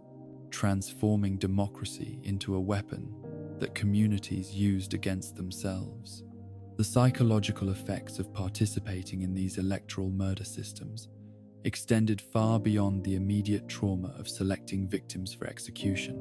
Residents who survived multiple sacrifice cycles carried with them the knowledge that their continued existence depended on their community's willingness to kill others, that their safety was built on other people's deaths, and that their democratic participation had been corrupted into complicity with systematic murder that served no purpose beyond satisfying institutional demands for obedience. The gradual reduction of Vault 11's population through decades of annual sacrifices created social dynamics that became increasingly desperate and unstable as the community approached the point where the sacrifice system would eliminate everyone, regardless of their willingness to continue participating in institutional murder. The residents who survived to the final crisis had been selected not for their leadership abilities or community contributions, but for their skill in avoiding electoral defeat in contests where victory meant survival and defeat meant death. The revelation that awaited the final 5 residents represented Vault Tech's ultimate test of human nature under systematic oppression the moment when institutional authority would reveal whether its demands for obedience had been genuine requirements for survival or arbitrary exercises in power that served no purpose beyond demonstrating the extent to which communities could be made to participate in their own destruction. The computer's final message delivered the truth that the sacrifice system had never been necessary for the Vault's operation, that the deaths of dozens of community members had served no function beyond testing whether human societies would accept institutionally mandated murder as legitimate authority. The test had been whether the residents would eventually refuse to participate in the sacrifice system even when refusal seemed to guarantee death for everyone, whether human moral instincts could overcome institutional conditioning that had shaped their community's entire social structure around acceptance of systematic murder as necessary for survival. The computer's congratulations for finally refusing to sacrifice anyone revealed that resistance rather than compliance had been the correct response, that moral courage rather than practical calculation had been the quality the experiment was designed to identify and measure. But the psychological damage inflicted by decades of participating in institutionally mandated murder could not be undone by the revelation that such participation had never been necessary. The final 4 survivors killed each other in the immediate aftermath of discovering that their community's entire social structure had been based on lies, that the deaths they had participated in causing had served no purpose beyond demonstrating their willingness to abandon moral principles when institutional authority demanded such abandonment. The single survivor who emerged from Vault 11 carried with him not the knowledge and skills that successful Vault communities could contribute to wasteland reconstruction, but the trauma and moral confusion that resulted from extended participation in systems designed to corrupt human conscience and community cooperation. His broken psychological state represented the ultimate success of Vault Tech's social control experiment, proving that human societies could indeed be programmed to destroy themselves through their own institutional processes. Vault 118 in Far Harbor explored social control through class division, testing whether economic inequality could be used to create stable hierarchical communities, or whether artificial class systems would generate conflicts that destroyed underground societies from within. This facility divided residents into economic castes based on their pre-war wealth and social status, creating conditions where democratic equality was replaced by institutionalized privilege that served no functional purpose in the post-war environment. The Vault's design reinforced class distinctions through architectural features that provided luxurious accommodations for wealthy residents while relegating working-class families to cramped quarters with minimal amenities. This physical separation created psychological distance between social groups that had previously interacted as equals, transforming economic differences that might have been temporary or insignificant into permanent markers of social status that determined access to resources, political power, and social recognition. The incomplete construction that left the working-class sections of the Vault unfinished created conditions where class distinctions became literally matters of life and death, rather than simple social conveniences. The wealthy residents enjoyed comfortable living spaces, adequate nutrition, and recreational facilities, while their supposed social inferiors faced overcrowding, resource shortages, and environmental hazards that threatened their health and survival. The psychological adaptation of the wealthy residents to their privileged status demonstrated how quickly people could rationalize inequality when it benefited them personally, developing elaborate justifications for maintaining class distinctions that served no functional purpose in their underground community. They convinced themselves that their superior accommodations reflected their superior worth, that their privileged access to resources was justified by their presumed contributions to community welfare, and that the suffering of working-class residents was an unfortunate but unavoidable consequence of resource limitations rather than deliberate design choices. The transfer of consciousness into robotic bodies that eventually consumed the wealthy residents represented the logical conclusion of social systems based on artificial hierarchy and privilege, demonstrating how communities that abandoned principles of equality and mutual aid could become consumed by individual obsessions with status and immortality that destroyed their capacity for normal human relationships. The brainbots that remained in the vault centuries later had preserved their class prejudices and social pretensions, but had lost everything that made community life meaningful or valuable. The robotic aristocrats, who continued their pre-war social rituals in mechanical bodies, illustrated how social control experiments could succeed in preserving the forms of human community while destroying its essential content, creating societies that maintained familiar institutional structures while abandoning the values and relationships that gave those structures meaning and purpose. Their digital immortality had become a prison that trapped them in social roles that no longer served any function beyond maintaining the illusion of continued relevance and importance. Vault 19, in the Mojave Desert,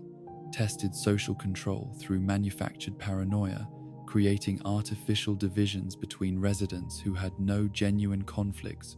or competing interests while programming their environmental systems to generate false evidence of sabotage,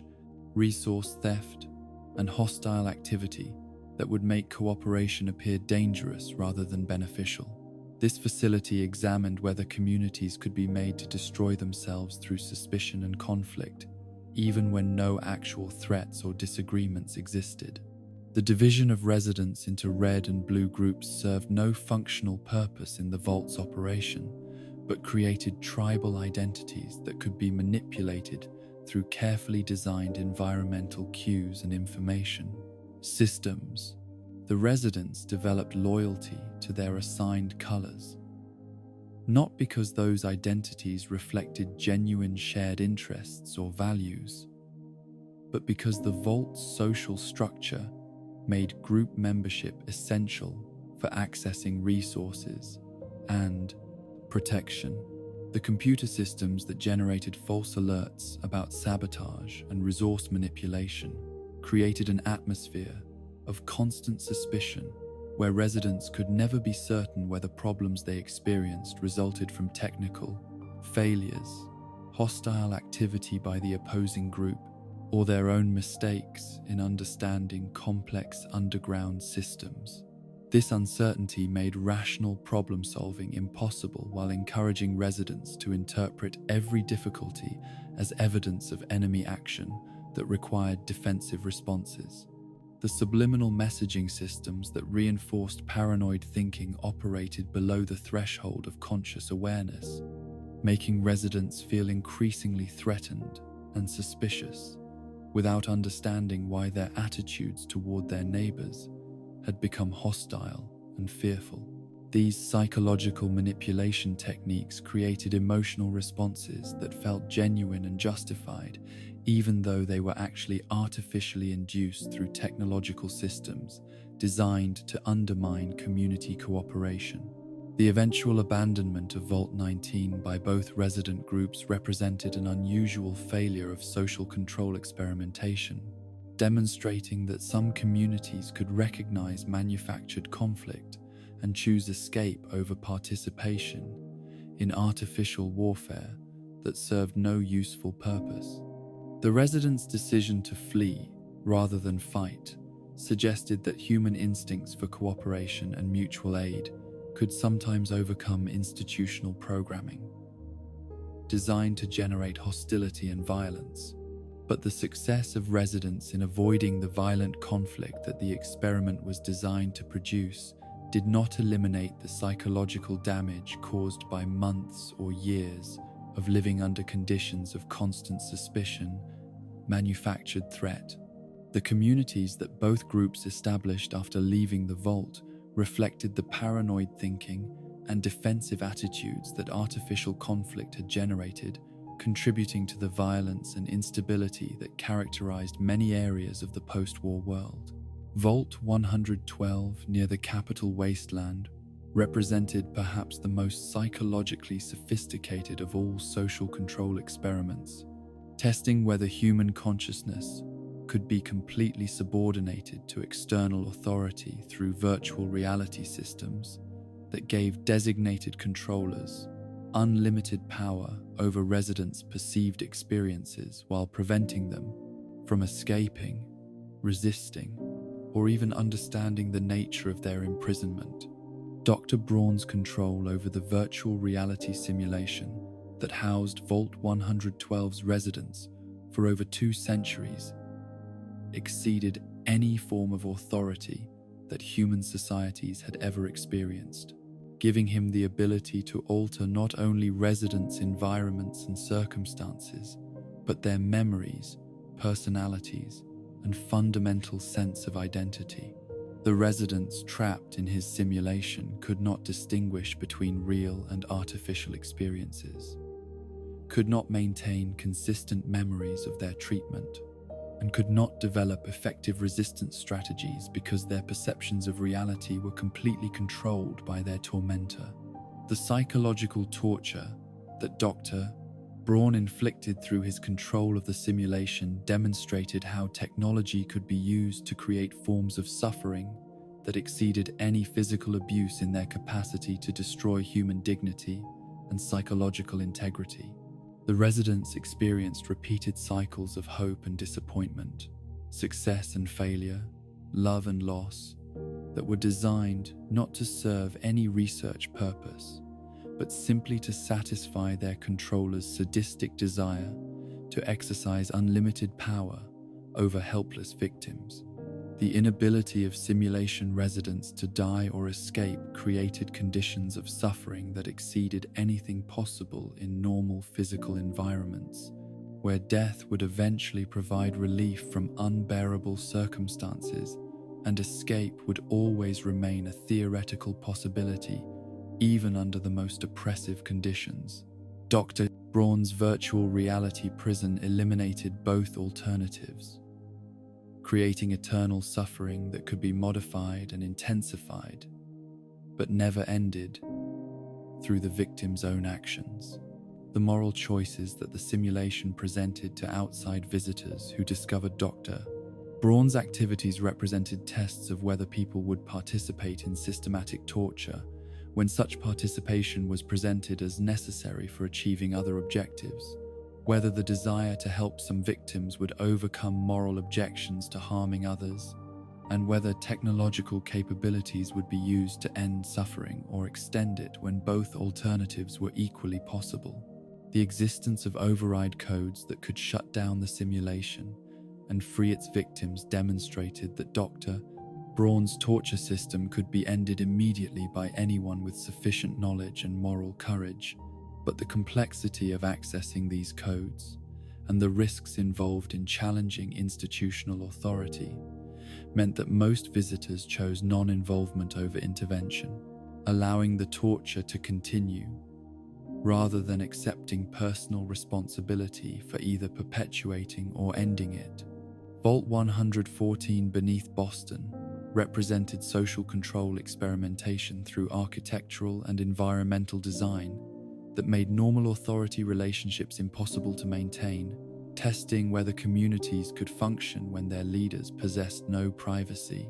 special privileges, or practical advantages over ordinary residents. This facility examined whether authority could be maintained through purely symbolic means when institutional structures failed to provide leaders with the resources they needed to reward cooperation or punish resistance. The transparent overseer's office that provided no privacy or security for community leaders created conditions where authority figures were constantly exposed to observation and criticism from residents who could monitor their every action and decision. This design eliminated the mystique and distance that traditionally supported leadership authority, making leaders appear as ordinary individuals with ordinary flaws, rather than exceptional people deserving special respect or obedience. The deliberately uncomfortable living conditions that affected all residents equally eliminated the material benefits that typically motivated people to seek leadership positions, while ensuring that authority roles involved accepting additional responsibilities without receiving compensating advantages. This design tested whether people would voluntarily assume leadership burdens when such burdens provided no personal benefits and might actually make their lives more difficult rather than easier. The incomplete construction that prevented the experiment from running to completion meant that Vault 114's social control systems were never fully implemented, leaving researchers without data about how communities would adapt to authority structures designed to make traditional leadership impossible. The criminal organization that eventually occupied the abandoned vault demonstrated how spaces designed for one form of social organization could be adapted for entirely different purposes when their original inhabitants were no longer present to maintain intended systems. The social control experiments conducted throughout Vault-Tech's underground facilities revealed the corporation's systematic exploration of how human communities could be manipulated into destroying themselves through their own institutional processes, their own moral choices, and their own attempts to maintain order and cooperation under artificially created stress. These experiments tested whether democratic values, social hierarchies, and community bonds could be weaponized against the people they were supposed to protect, whether human societies could be programmed to accept their own elimination as necessary or just. But the experiments also demonstrated the remarkable persistence of human moral instincts and cooperative impulses, even under conditions designed to eliminate such qualities entirely. The residents who refused to participate in institutionally mandated murder, who chose escape over artificial conflict, who resisted technological mind control, and who maintained dignity despite systematic attempts to destroy it, proved that human conscience could survive even the most sophisticated attempts to corrupt or eliminate it through corporate-sponsored psychological warfare. The communities that emerged from social control experiments carried with them both the trauma of systematic manipulation and the knowledge that institutional authority could be resisted when its demands conflicted with fundamental moral principles. Their experiences provided crucial insights into the dangers of concentrating power in technological systems that could be used to control human behavior, while demonstrating that consciousness and moral courage could preserve human dignity, even under conditions designed to eliminate both qualities entirely. The laboratories of human transformation that Vault-Tech constructed beneath American soil represented the corporation's most ambitious exploration of biological manipulation. Their systematic investigation of whether human beings could be fundamentally altered through genetic modification, chemical exposure, and psychological conditioning to create new forms of life better suited to post-war conditions or space colonization requirements. These experiments pushed beyond social engineering into the realm of species modification, testing whether humanity itself was merely raw material that could be reshaped according to corporate specifications, whether consciousness could survive radical biological changes, and whether the definition of human could be expanded to include creatures that retained intelligence while abandoning the physical and psychological characteristics that had previously defined their species. The evolution experiments revealed Vault-Tech's understanding that post-war survival and interstellar colonization might require forms of life that could adapt to environments where normal human biology would fail, creatures that could process radiation as nutrition, survive in atmospheric conditions that would kill baseline humans, and maintain consciousness, while inhabiting bodies designed for functions that normal human physiology could not perform. These vaults tested fundamental assumptions about the relationship between consciousness and biology, examining whether human identity was tied to specific physical forms or whether it could be preserved through radical transformations that created entirely new categories of living beings. Vault 87 in the capital Wasteland embodied the most systematic approach to forced evolution, serving not as a shelter for human refugees, but as a research facility dedicated to studying the effects of the forced evolutionary virus on human subjects who had no knowledge of their participation in biological experimentation. This facility tested whether FEV exposure could create enhanced humans with superior physical capabilities while preserving the intelligence and social organization that made human civilization possible, or whether the mutations it produced would create powerful creatures that were no longer recognizably human in their psychology or social behavior. The researchers working within Vault 87 possessed detailed knowledge of FEV's effects from previous military experiments, understanding that the virus would cause dramatic physical changes in human subjects while producing unpredictable psychological effects that might preserve, enhance, or completely eliminate their cognitive abilities. The experiment was designed to test different exposure levels, treatment protocols, and subject characteristics to determine optimal conditions for creating controllable, enhanced humans rather than chaotic mutant creatures. The transformation process that created the capital Wasteland's super mutant population represented both the success and failure of the FEV experiments, proving that human beings could indeed be radically altered while retaining basic intelligence, but demonstrating that the psychological changes accompanying physical mutation were too severe to permit normal social integration. The supermutants retained enough human intelligence to use tools, communicate through language, and organize into social groups. But they lost the empathy, cooperation,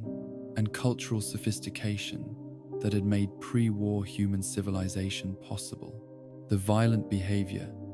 exhibited by most FEV-transformed subjects resulted not from the physical effects of mutation, but from the psychological trauma of losing their human identity while retaining enough consciousness to understand what they had lost. The supermutants who emerged from Vault 87 carried with them fragmented memories of their former lives, combined with biological drives that were incompatible with their human social conditioning, creating internal conflicts that often expressed themselves through aggression toward baseline humans who reminded them of what they could never become again. The few supermutants who retained enough cognitive function to reflect on their transformation, like Fawkes, who preserved both intelligence and moral reasoning despite his physical changes, provided crucial insights into the psychological effects of forced evolution that Vault Tech's researchers had not anticipated or prepared for adequately. Their testimonies revealed that consciousness could indeed survive radical biological transformation, but that the psychological costs of such survival were far higher than the potential benefits that enhanced physical capabilities might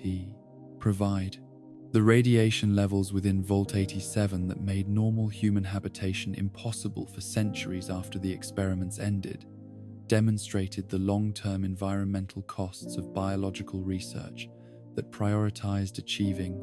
experimental objectives over maintaining safe working conditions for researchers or habitable environments for future occupants. The facility became a monument to the dangers of pursuing scientific advancement without adequate consideration of safety protocols or environmental protection measures.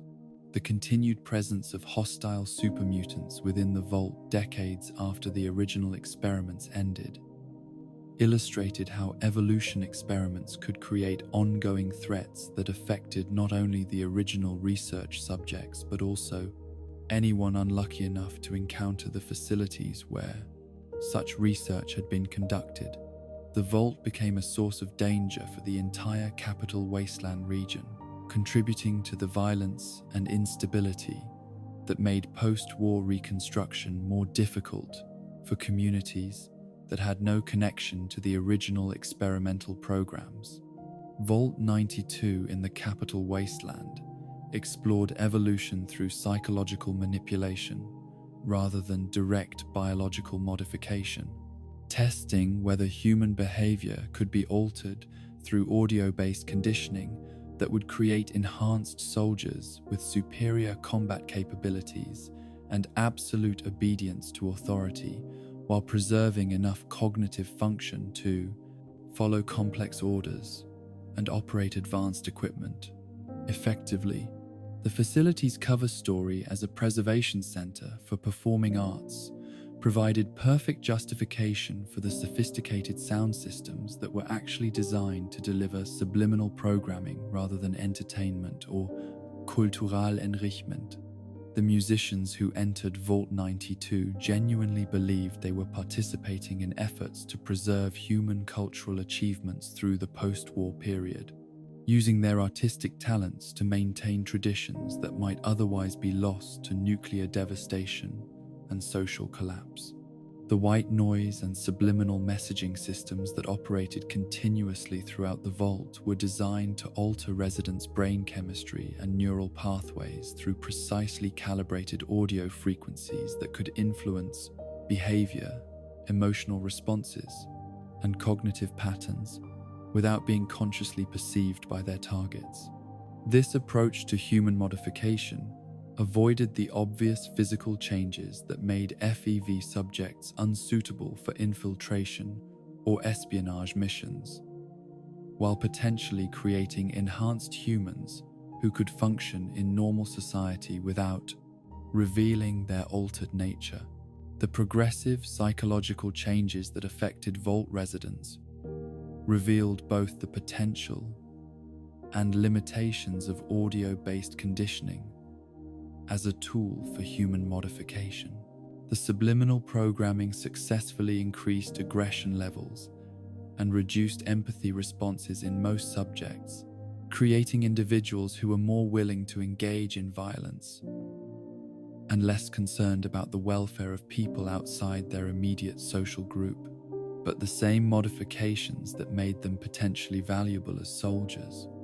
also made them unsuitable for the complex social cooperation that human civilization required. The violent episodes that began occurring within months of the subliminal programming's implementation demonstrated that enhanced aggression could not be selectively directed only toward designated enemies, but instead affected all social relationships in ways that made normal community life impossible. Residents who had previously cooperated peacefully in musical performances and cultural activities began fighting over minor disagreements, competing destructively for resources and social status, and viewing their fellow vault dwellers as potential threats rather than collaborative partners. The musician's diary that chronicled his gradual transformation from peaceful artist to violent predator provided crucial documentation of how psychological conditioning could alter fundamental personality characteristics while leaving the subject aware enough to observe and record his own deterioration. His detailed descriptions of increasing anger, decreasing empathy, and growing desire to harm others revealed that consciousness could survive psychological modification, but might be powerless to resist the behavioral changes that such modification produced. The complete breakdown of social order within Vault 92 occurred when residents became so aggressive and paranoid that cooperative activities became impossible, transforming a community of artists into a collection of hostile individuals who viewed each other primarily as threats to be eliminated rather than human beings deserving consideration and respect. The vault that had been designed to preserve human culture instead destroyed the social cooperation that made cultural activities possible in the first place. The eventual deaths of all residents through mutual violence demonstrated that psychological evolution experiments could succeed in creating enhanced combat capabilities while simultaneously destroying the social bonds and cooperative instincts that enabled enhanced individuals to function as part of organized military units. The audio conditioning had created perfect killers who were too hostile and paranoid to accept military discipline or work together toward common objectives. Vault 96 in the Appalachian region tested biological evolution through animal subjects rather than direct human experimentation, examining whether aggressive mutation serums could create enhanced creatures that would serve as biological weapons or environmental adaptation tools for human communities facing post-war survival challenges. This facility combined legitimate conservation efforts with military research, using the cover of species preservation to justify experiments that were actually designed to weaponize wildlife against human populations. The Noah's Ark narrative that justified the Vault's animal collection provided perfect camouflage for research programs that required access to diverse biological specimens representing different evolutionary strategies and environmental adaptations. The residents who agreed to serve as caretakers for the preserved animal species genuinely believed they were participating in essential conservation work that would enable post-war ecological restoration once surface conditions became suitable for wildlife reintroduction.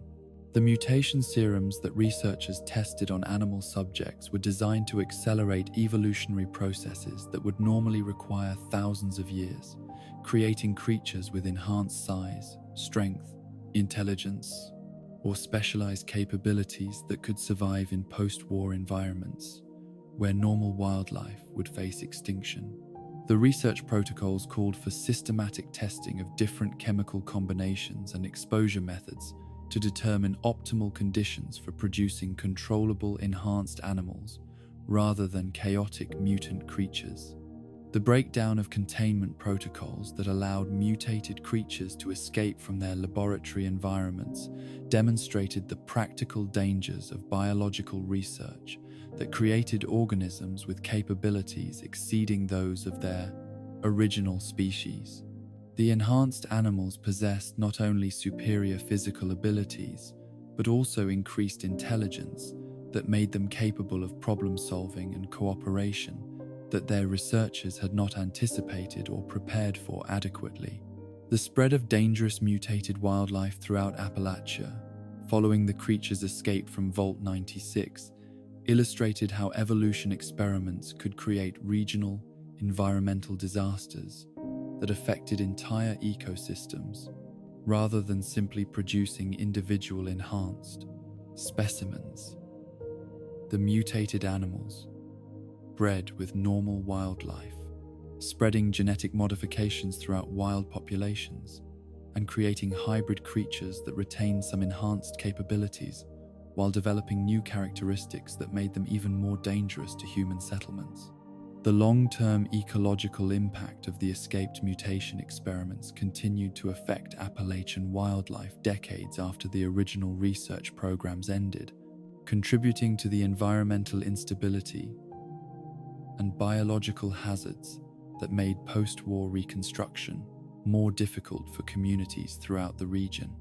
The Vault's conservation mission had been perverted into an environmental disaster that threatened the same wildlife populations it was supposedly designed to protect. Vault 75 beneath Malden Middle School represented perhaps the most morally reprehensible of all evolution experiments, testing whether eugenic principles could be applied systematically to create superior human specimens through selective breeding programs that treated children as livestock to be managed for genetic optimization rather than human beings, deserving protection and nurturing care. The separation of children from their parents immediately upon Vault entry eliminated family bonds that might have interfered with the eugenic breeding program, allowing researchers to treat young subjects as experimental materials rather than individuals with personal relationships and emotional needs that deserved consideration. The children were told that their parents had died during the vault sealing process, preventing them from seeking reunion or questioning the institutional arrangements that governed their lives. The competitive testing programs that determined which children would be allowed to survive and reproduce were designed to identify genetic traits that researchers considered valuable while eliminating individuals who displayed characteristics deemed undesirable for future human development. These tests evaluated not only physical capabilities and intellectual abilities, but also personality traits like obedience, aggression, and social conformity that would make individuals more suitable for life in controlled environments. The harvest protocols that eliminated unsuccessful test subjects provided genetic material for research, while removing individuals who might have interfered with the breeding program through non-compliance or emotional attachment to eliminated peers. The euphemistic terminology used to describe these murders demonstrated how institutional authority could normalize systematic killing by presenting it as necessary scientific procedure rather than the deliberate murder of children who had committed no crime. Beyond failing to meet arbitrary performance standards, the breeding assignments that paired successful test subjects were designed to combine genetic traits that researchers believed would produce superior offspring, treating human reproduction as a livestock management problem that could be solved through careful genetic planning rather than recognizing the emotional and psychological needs that made human relationships meaningful beyond their reproductive functions. The generational nature of the program meant that children born within the vault grew up in an environment where systematic murder, forced breeding, and genetic manipulation were presented as normal aspects of community life, rather than extraordinary violations of human rights and dignity. These children developed psychological adaptations to institutionalized cruelty that made them capable of participating in systems that their grandparents would have recognized as fundamentally evil. The teenage rebellion that finally ended the eugenic program demonstrated that human moral instincts could survive even the most systematic attempts to eliminate them through institutional conditioning and environmental manipulation. The young people who discovered the true nature of their community's social structure retained enough moral clarity to recognize systematic murder as wrong, even when it was presented as scientific necessity by authority figures they had been conditioned to trust and obey. The violence of the uprising that eliminated the research staff illustrated how evolution experiments that treated human beings as experimental subjects could create psychological trauma that expressed itself through retaliatory violence against those responsible for implementing cruel and dehumanizing institutional systems. The teenagers' revenge against their captors was both understandable and tragic, representing the psychological damage that eugenic programs inflicted on their victims, even when those victims eventually gained the power to end their suffering. Vault 94 in the Appalachian region tested biological evolution through religious manipulation combined with radiation exposure,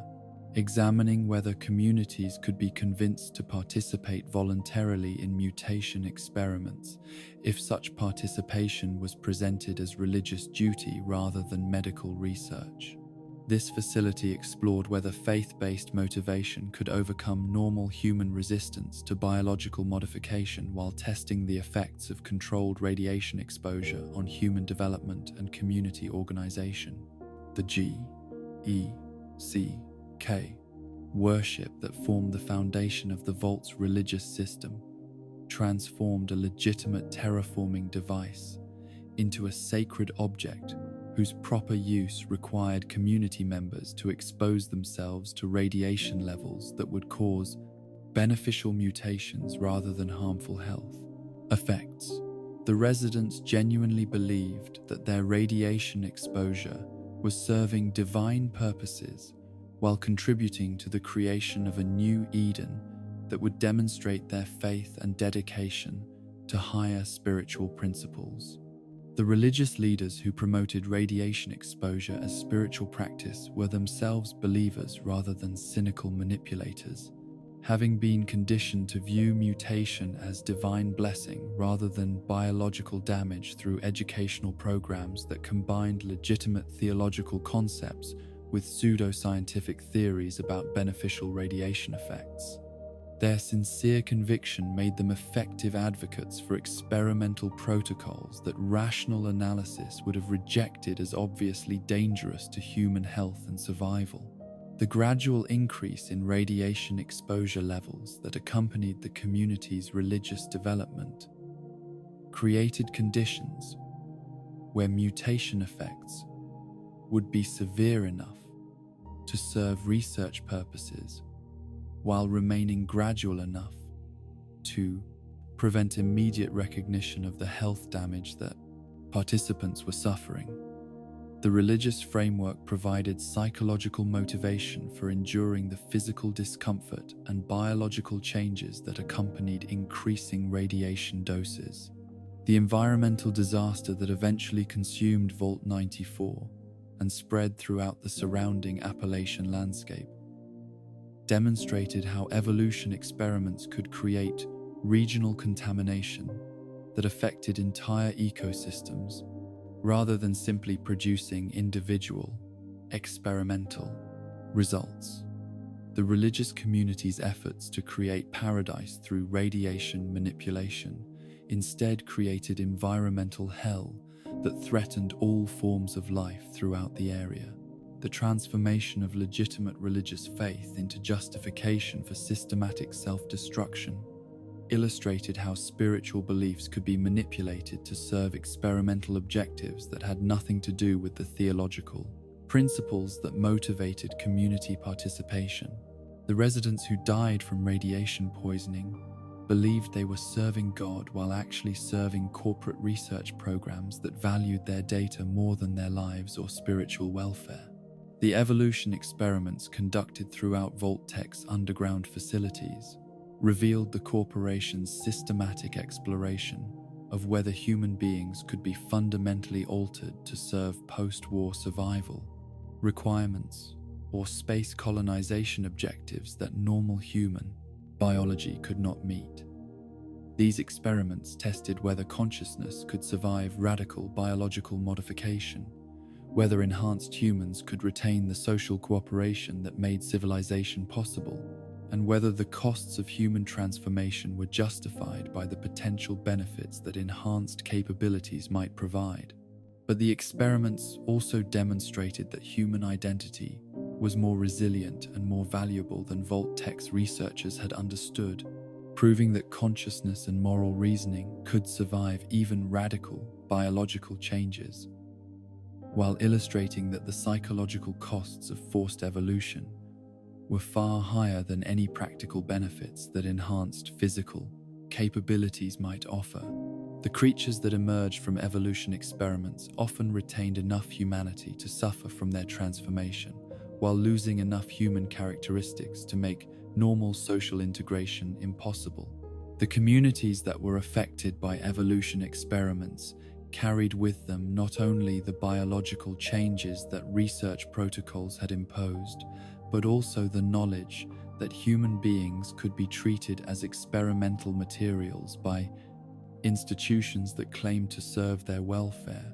Their experiences provided crucial insights into the dangers of biological research conducted without adequate ethical oversight,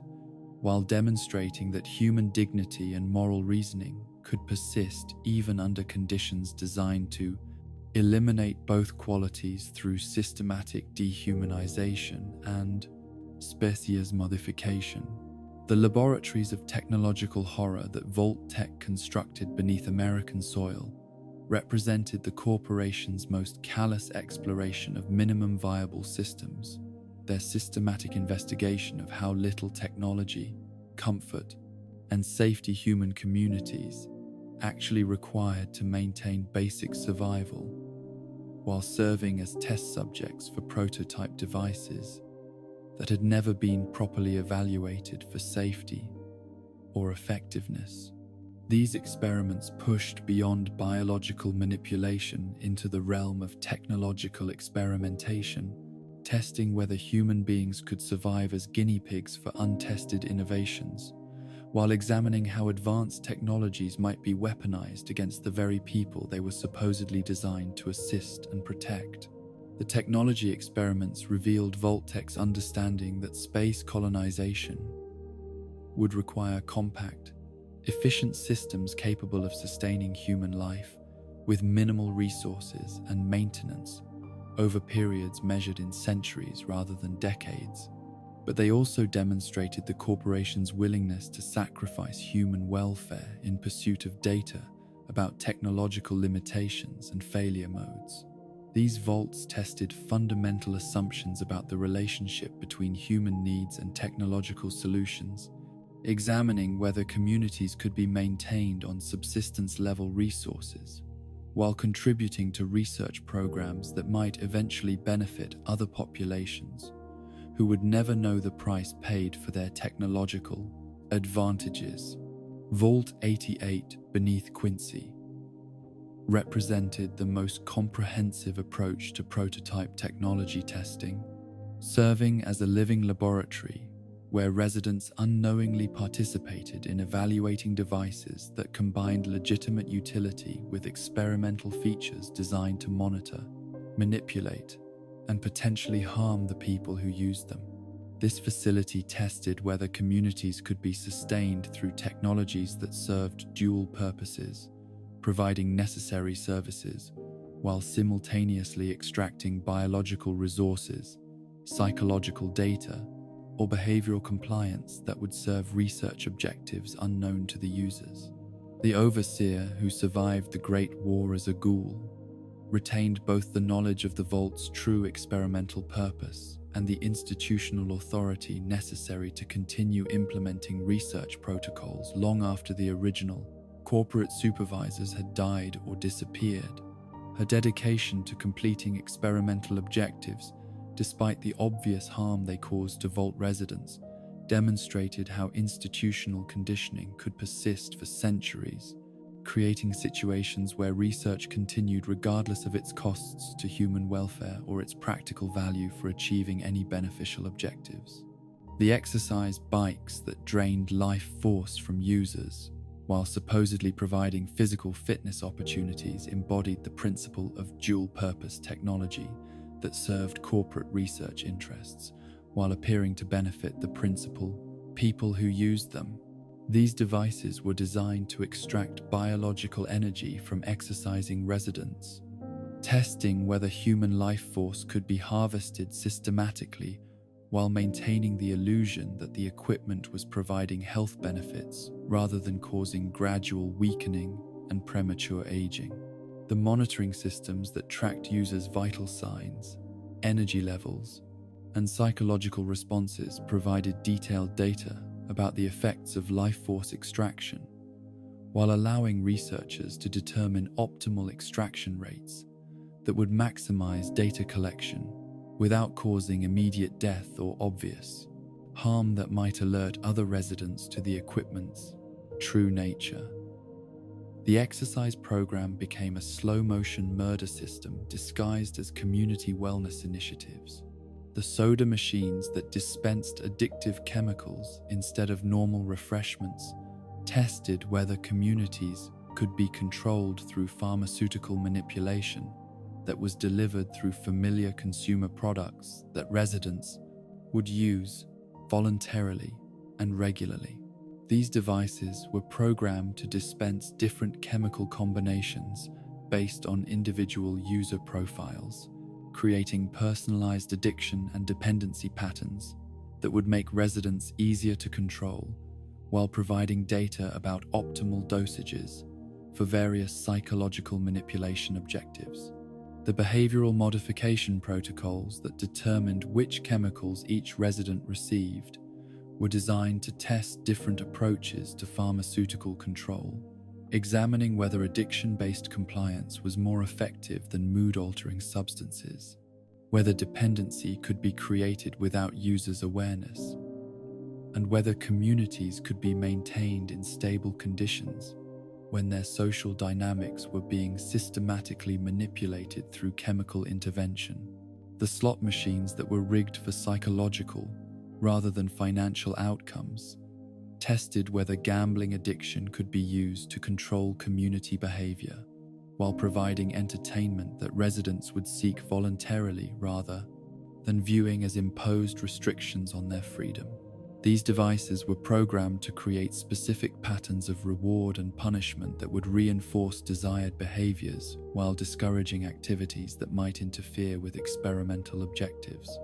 The incomplete nature of Vault 88's experimental program due to the Great War's early arrival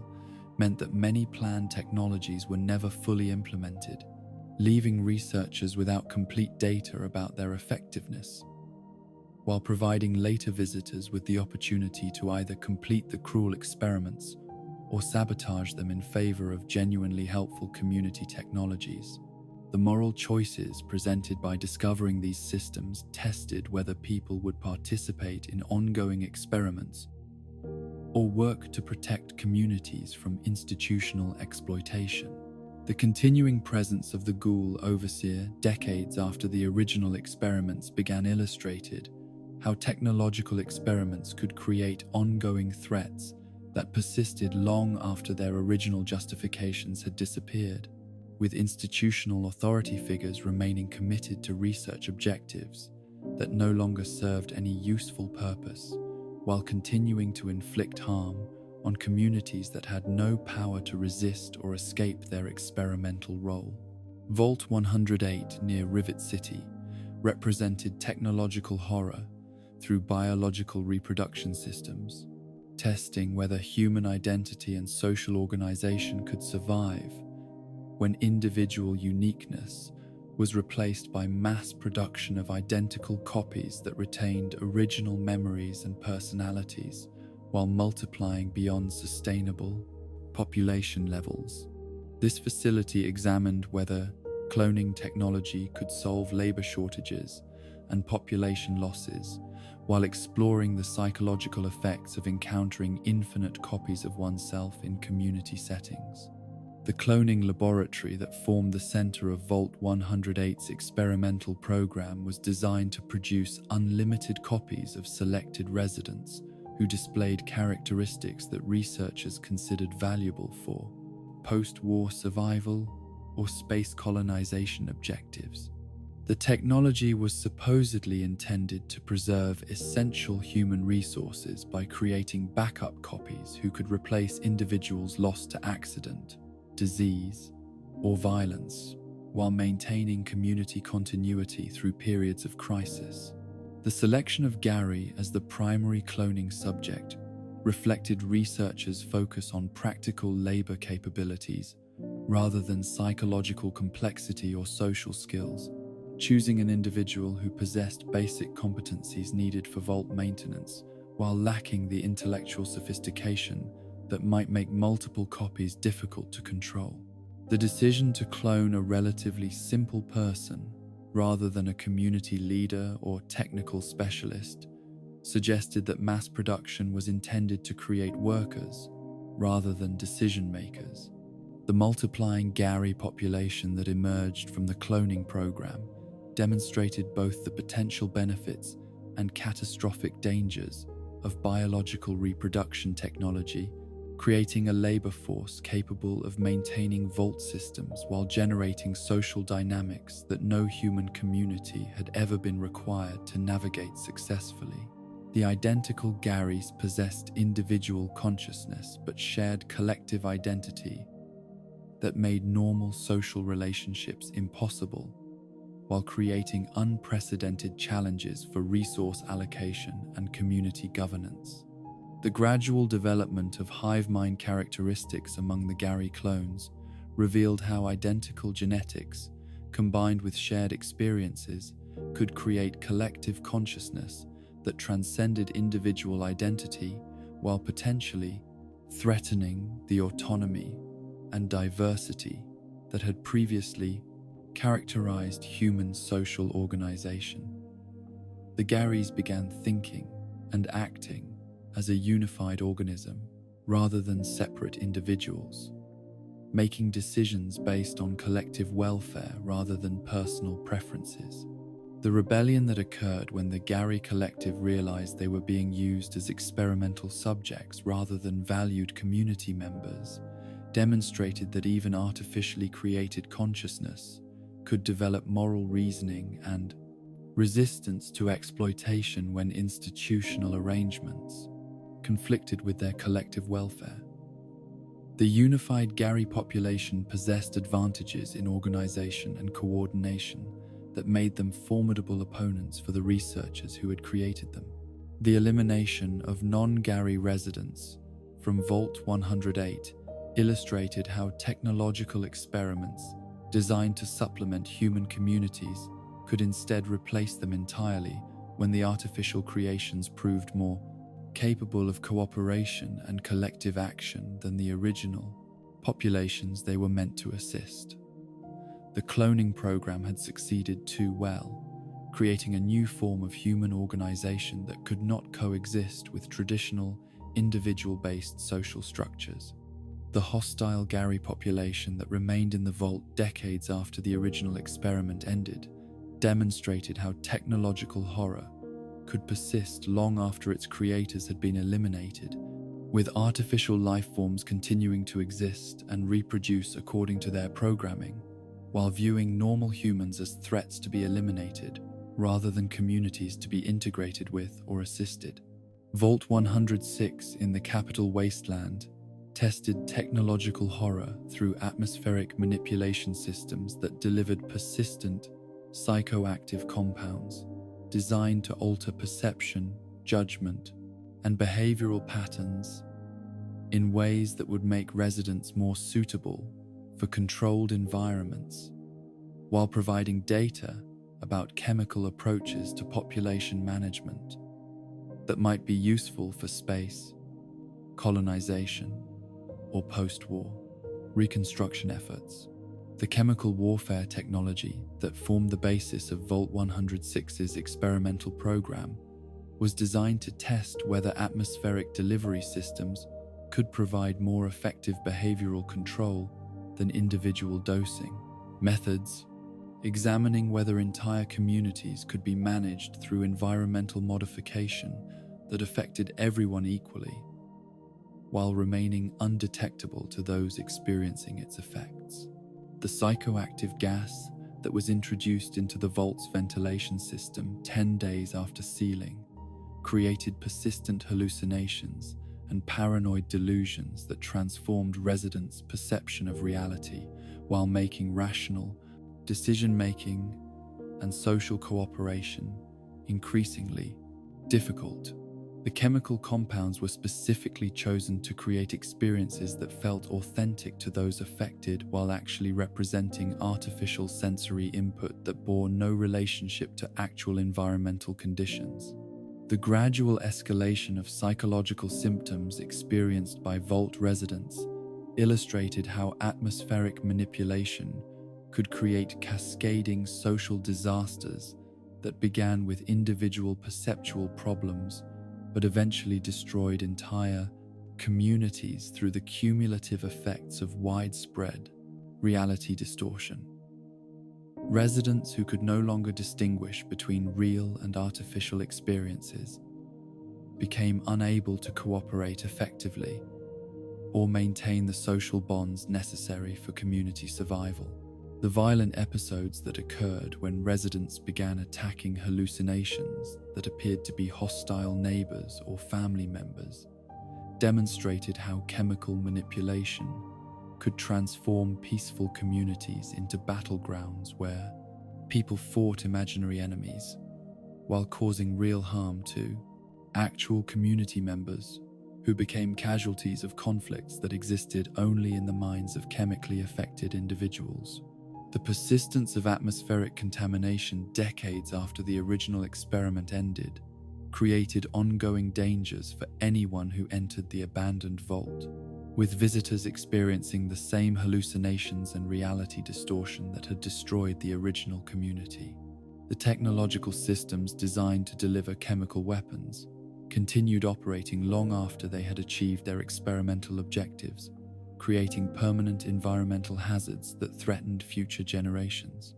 The psychological warfare capabilities demonstrated by Vault 106's atmospheric manipulation systems provided researchers with data about how chemical weapons could be used to control populations without causing immediate death, testing whether communities could be managed through persistent reality distortion that made resistance impossible while maintaining enough cognitive function to perform basic labor and maintenance tasks. Vault 101 Alternative represented technological horror through psychological testing systems that determined individual futures based on arbitrary assessments rather than personal choices or demonstrated capabilities, examining whether communities could be sustained when life opportunities were allocated by computer algorithms rather than individual merit, effort, or social negotiation processes. The generalized occupational aptitude test that determined career assignments for Vault residents was designed to evaluate personality, characteristics, intellectual capabilities, and social attitudes in ways that would identify individuals suitable for specific roles in controlled communities, while eliminating personal choice and social mobility that might create instability or resistance to institutional authority. The testing protocols that reduced complex human personalities to simple statistical profiles demonstrated how technological systems could be used to dehumanize individuals by treating them as collections of measurable characteristics rather than unique persons with inherent dignity and autonomous decision-making capabilities. The computer algorithms that processed test results eliminated human judgment and compassion from life-determining decisions while creating the illusion of objective scientific assessment. The career assignments that resulted from algorithmic analysis often bore no relationship to individuals' actual interests, capabilities, or personal preferences, instead reflecting the community's labor needs as determined by institutional authorities who viewed residents as human resources to be allocated efficiently rather than people whose welfare deserved consideration in job assignment processes. The social stratification that emerged from technologically determined career paths created artificial class distinctions that had no basis in individual merit or community contribution, but instead reflected the biases and limitations built into testing algorithms by programmers who had never lived in Vault communities or understood the human costs of their technological systems. The elimination of personal choice and social mobility that resulted from algorithmic life planning destroyed individual motivation and community dynamism, while creating resignation and despair among residents who recognized that their futures had been determined by machines rather than their own efforts and decisions.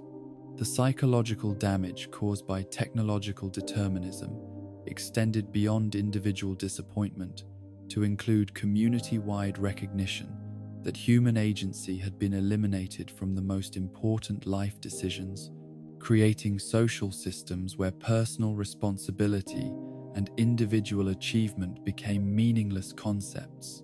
while institutional authority became absolute and unquestionable. The technology experiments conducted throughout Vault-Tech's underground facilities revealed the corporation's systematic exploration of how human communities could be sustained on minimum resources while serving as test subjects for prototype systems that prioritized data collection over user welfare,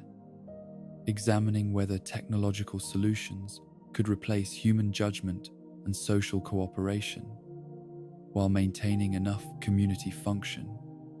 to sustain experimental programs indefinitely. But the experiments also demonstrated that human consciousness and social bonds were more resilient than technological systems designed to replace them, proving that communities could recognize and resist technological manipulation when its effects became obvious, while illustrating that institutional authority backed by advanced technology could create forms of oppression that exceeded anything possible through purely human systems of control and exploitation. The facilities that continued operating decades after their original experimental programs ended created ongoing technological threats that affected not only their original research subjects, but also anyone who encountered the sites where prototype systems had been tested, demonstrating how technological horror could persist long after its creators had died or disappeared, while continuing to inflict harm on communities that had no connection to the original research objectives that justified such systematic cruelty in pursuit of corporate advancement disguised as scientific progress. The deepest chamber of Vault-Tech's deception contained not another experiment, but the ultimate revelation that transformed every horror, every betrayal, every systematic cruelty into components of a single grand design that exceeded even the most paranoid assumptions about corporate malevolence and government conspiracy. The 7 levels of Vault experimentation were not random studies in human suffering, but carefully orchestrated research programs designed to gather data for humanity's most ambitious project, the complete abandonment of Earth in favor of interstellar colonization that would preserve American civilization and corporate power structures on distant worlds where the mistakes and catastrophes of the home planet could not follow. The Enclave's vision of humanity's future extended far beyond simple survival in a post-nuclear wasteland, far beyond the reconstruction of American civilization on contaminated soil, far beyond even the domination of Earth through superior technology and organizational capabilities. Their ultimate objective was the establishment of human colonies among the stars, generation ships that would carry carefully selected populations to distant worlds where pure American values could flourish without contamination from the failures and compromises that had led to nuclear warfare and social collapse. Every Vault experiment served this cosmic agenda by testing specific variables that would be crucial for successful interstellar colonization, examining human psychological and biological limits under conditions that approximated the challenges that space travelers would face during centuries-long journeys to distant solar systems. The isolation vaults tested whether communities could maintain cohesion and authority structures during extended periods of confinement, with no possibility of escape or outside assistance, conditions that perfectly matched those that would exist aboard generation ships traveling between stars at sublight speeds. The survival experiments examined minimum resource requirements for sustaining human communities in closed systems, where every material input had to be carefully managed and recycled, where waste and inefficiency could mean death for entire populations, and where technological failures could not be corrected through replacement parts or outside expertise. The data collected from vaults that experienced resource scarcity, equipment failures, and population pressures provided crucial insights into the margins of safety that generation ships would require to survive journeys measured in centuries rather than decades. The social control experiments tested governance systems that could maintain order and productivity in closed communities where traditional sources of legitimacy and authority would not exist, where populations would be completely dependent on designated leaders for survival, and where resistance or rebellion could doom everyone aboard to death in the emptiness between stars.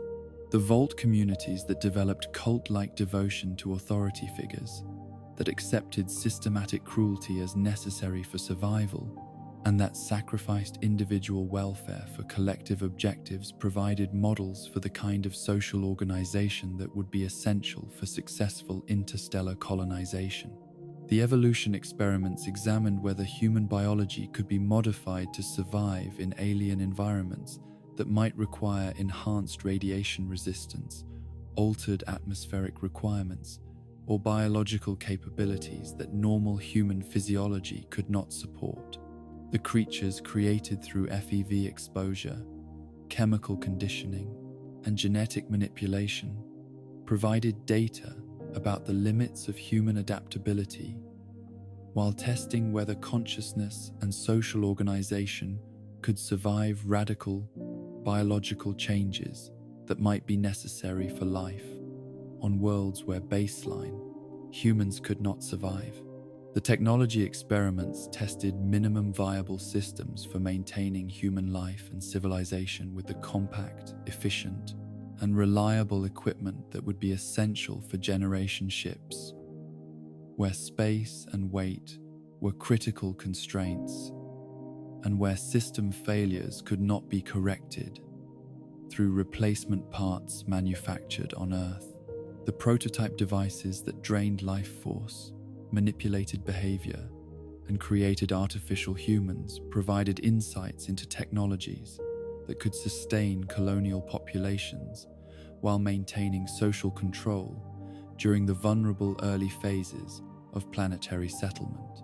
But the true scope of the Enclave's conspiracy extended beyond even the systematic torture of Vault populations, encompassing a network of corporate partnerships,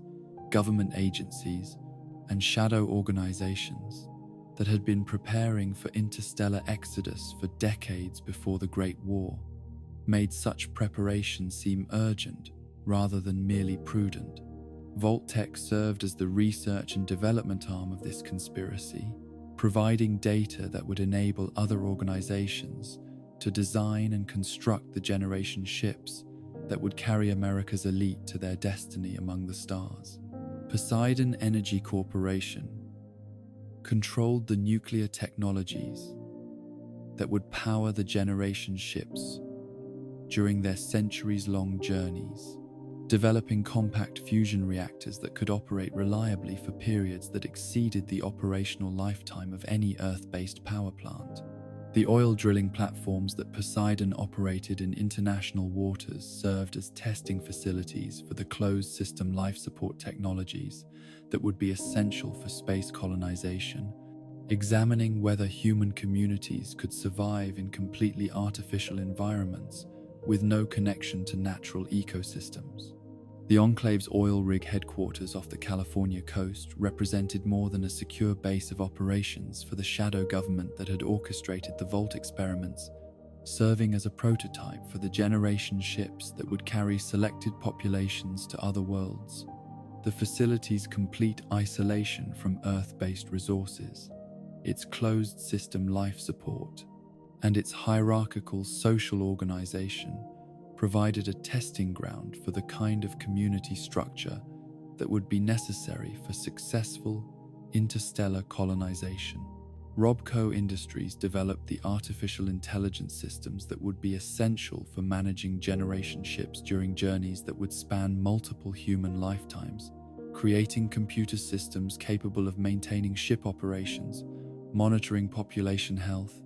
and enforcing social control without human oversight. The prototype AIs tested in various Vault facilities provided data about the psychological effects of computer-controlled communities, while examining whether artificial intelligence could be trusted with absolute power over human populations. General Atomics Corporation contributed the robotics and automation technologies that would enable small human crews to manage complex generation ships while maintaining the industrial capabilities necessary for establishing self-sufficient colonies on distant worlds. The robots tested throughout the Vault system provided insights into the minimum human supervision required for automated systems, while examining whether artificial workers could replace human labor in dangerous or unpleasant tasks. West Tech's development of the forced evolutionary virus represented exploration of whether human biology could be modified to survive in alien environments that would kill baseline humans. testing whether consciousness and social organization could be preserved through radical biological transformation. The super mutants, centaurs, and other creatures created through FEV research provided data about the limits of human adaptability while examining the psychological costs of forced evolution. The corporate conspiracy that coordinated these research efforts operated through carefully compartmentalized programs that ensured most participants remained unaware of the ultimate objectives their work was serving, creating a vast network of unwitting collaborators who believed they were developing technologies for post-war reconstruction rather than pre-war exodus. The scientists, engineers, and administrators who worked for these corporations genuinely believed they were serving humanitarian objectives, while actually contributing to research programs designed to facilitate the abandonment of Earth by America's political and economic elite. The government agencies that provided funding, regulatory approval, and political protection for the Vault program were themselves infiltrated by enclave operatives who used their official positions to advance the conspiracy's objectives while maintaining the facade of legitimate public service. The Department of Defense contracts that funded Vault construction, the regulatory exemptions that allowed human experimentation, and the classification systems that concealed research results from public oversight all served the interests of shadow government officials who planned to abandon the nation they were sworn to protect. The selection criteria that determined which Americans would be offered Vault space were designed not to save the maximum number of lives, but to preserve specific genetic lineages, professional capabilities, and social characteristics that would be valuable for establishing colonial populations on distant worlds. The demographic composition of Vault populations reflected the Enclave's vision of what kind of people deserve to survive the collapse of terrestrial civilization and participate in humanity's expansion to the stars. The timeline that governed the Vault program's implementation was coordinated with the Enclave's preparation for departure, ensuring that essential research data would be collected before the shadow government abandoned Earth for their generation ships. The acceleration of experimental protocols during the final years before the Great War reflected the conspiracy's recognition that time was running short for completing research programs that had been decades in development. The monitoring networks that collected data from Vault experiments transmitted their findings not to terrestrial facilities where the information could benefit post-war reconstruction efforts, but to communication stations that forwarded the research results to Enclave facilities where they could be incorporated into generation ship design and colonial planning. The Vault populations served as unwitting test subjects for technologies and social systems that would benefit colonists they would never meet while suffering consequences they had never agreed to accept. The communication blackouts that prevented Vault populations from learning about surface conditions or contacting other facilities served not only experimental purposes, but also security objectives, ensuring that Vault residents could not discover the true nature of their situation or organize resistance that might interfere with data collection. The isolation that destroyed Vault communities psychologically also protected the conspiracy from exposure by people who might have revealed its existence if they had understood their role in its implementation. The Great War itself may have been orchestrated by the conspiracy to provide justification for the exodus that Enclave leaders had planned for decades, creating conditions where abandoning Earth would appear to be necessary for survival, rather than a betrayal of the American people who had trusted their government to protect them from foreign enemies and domestic disasters. The nuclear exchange that devastated both American and Chinese populations served the interests of shadow government officials who viewed global catastrophe as an opportunity rather than a tragedy. The evidence suggesting Vault Tech's involvement in precipitating nuclear warfare includes the corporation's preparation for conflicts that had not yet begun. their development of technologies that would only be useful after nuclear devastation, and their marketing campaigns that treated atomic war as inevitable rather than preventable. The Vault program's implementation schedule suggests that corporate leaders possessed advanced knowledge of when nuclear attacks would occur, enabling them to complete essential preparations, while their customers remained unaware of the approaching catastrophe. The Fallout television series revelations about Vault Tech executive meetings, where corporate leaders discussed their experimental objectives and timeline for implementation, provide additional evidence that the Vault program was designed to serve corporate interests rather than public welfare, with profit and power taking priority over human life and social responsibility. The connected Vault system that preserved corporate management while sacrificing ordinary residents demonstrates the conspiracy's commitment to maintaining institutional authority structures even after the civilization that created them had been destroyed. The cryogenic preservation systems that maintained Vault Tech executives in suspended animation while their experimental subjects suffered and died illustrated the conspiracy's view that some lives were more valuable than others,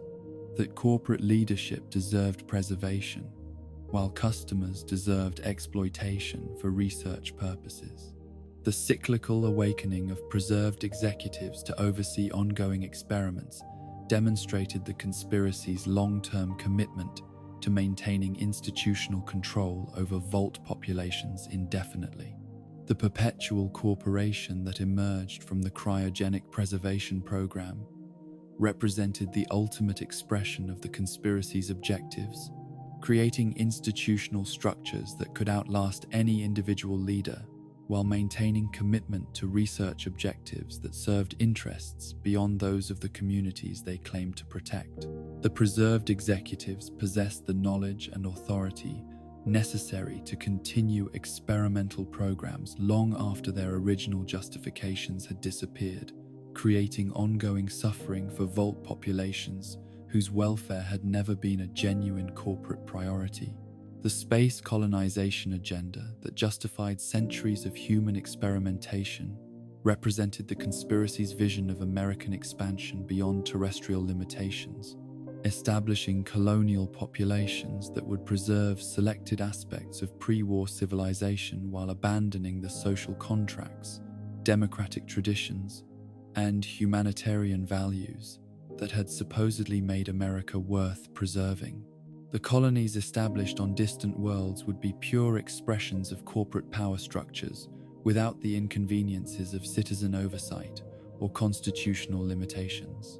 The generation ships that would carry colonial populations to other star systems embodied the Enclave's vision of perfect social organization,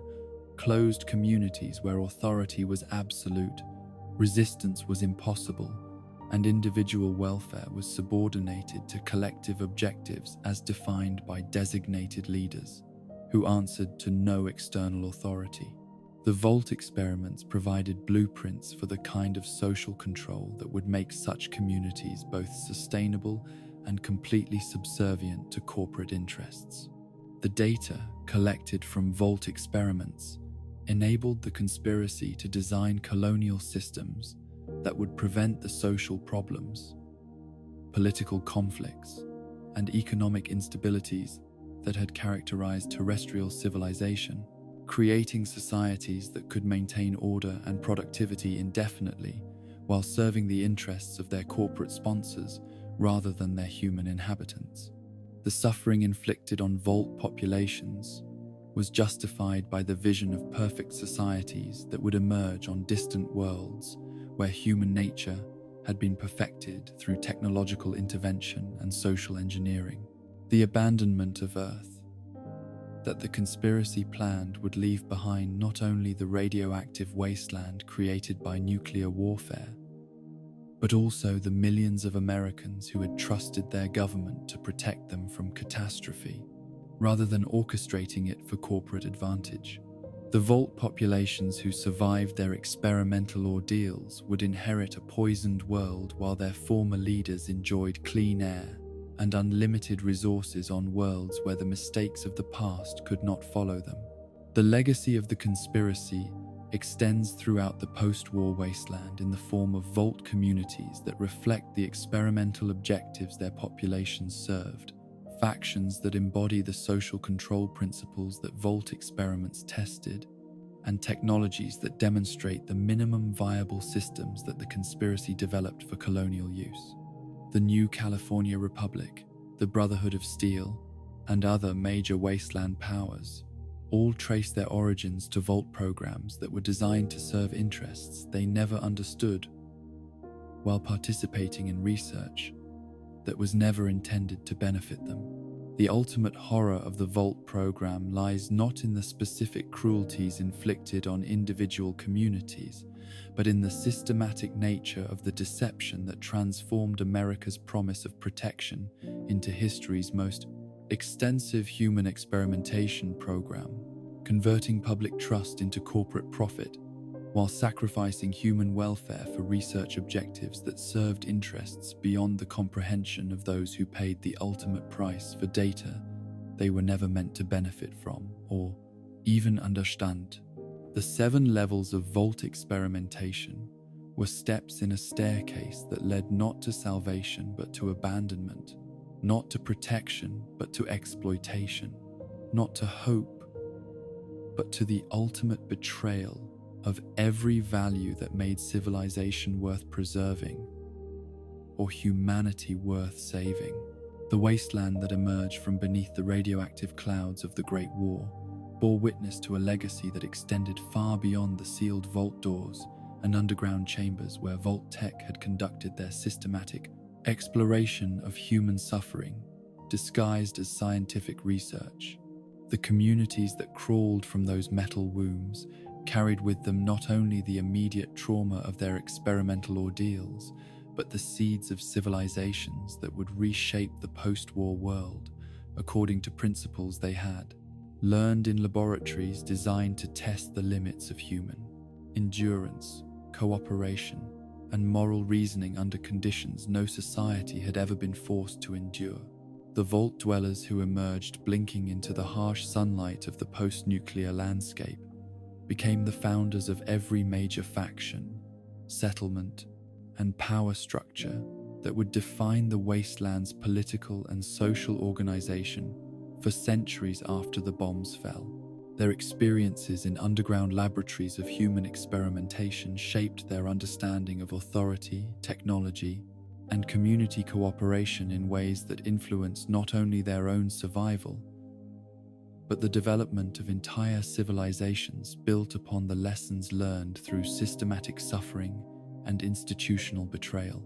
The New California Republic traced its origins directly to the Vault dwellers who had survived Vault 15's cultural fragmentation and Vault 13's water crisis, carrying with them democratic ideals that had been tested under conditions of extreme stress,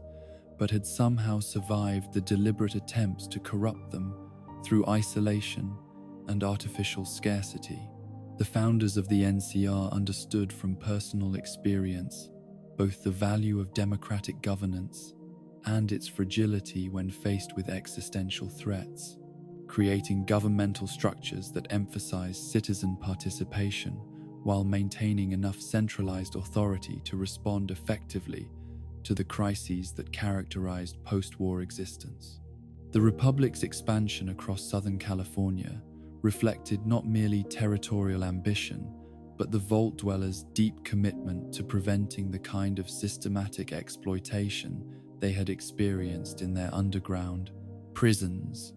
The NCR's emphasis on individual rights, democratic processes, and constitutional limitations on government power represented a deliberate rejection of the authoritarian control systems that Vault Tech had used to manipulate Vault populations for research purposes.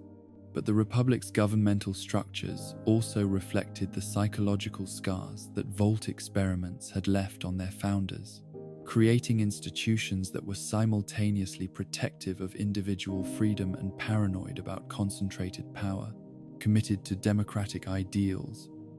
but suspicious of the technological innovation that had enabled their systematic oppression. The tension between expansion and consolidation that characterized NCR politics originated in the Vault Dwellers' conflicted relationship with the authority structures that had both saved and betrayed them. The Brotherhood of Steel emerged from the military personnel who had discovered the unethical research programs conducted at Mariposa military base,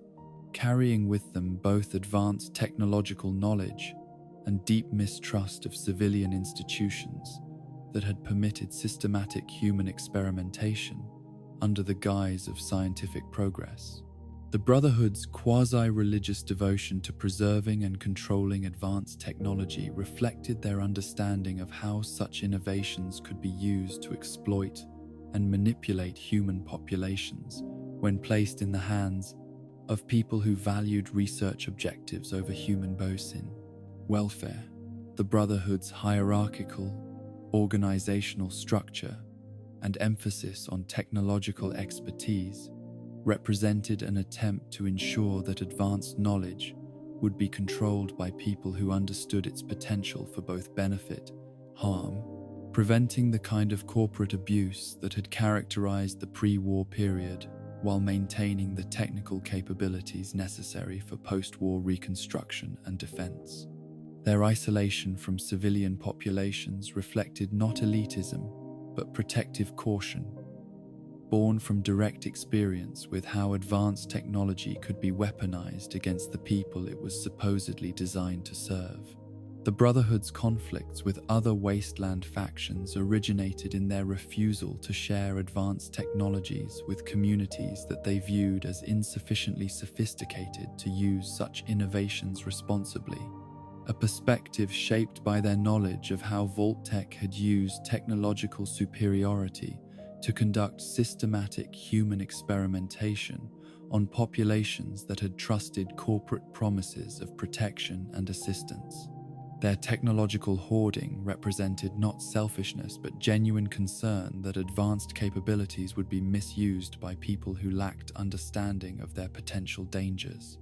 The super mutant communities that emerged from Vault 87 and other FEV research facilities created entirely new forms of social organization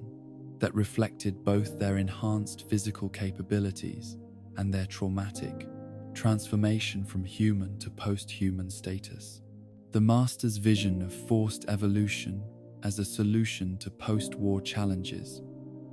represented a perverted echo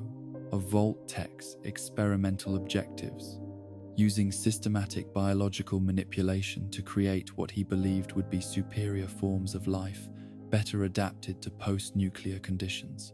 The supermutant settlements that survived the Master's defeat demonstrated remarkable innovation in creating communities that could accommodate beings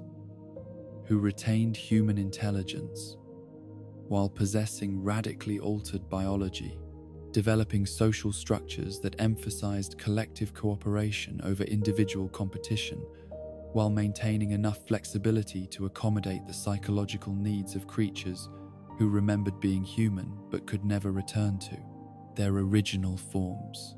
The violent behavior exhibited by many supermutant communities reflected not inherent aggression, but the psychological trauma of forced transformation combined with the social isolation that resulted from their inability to integrate with baseline human populations.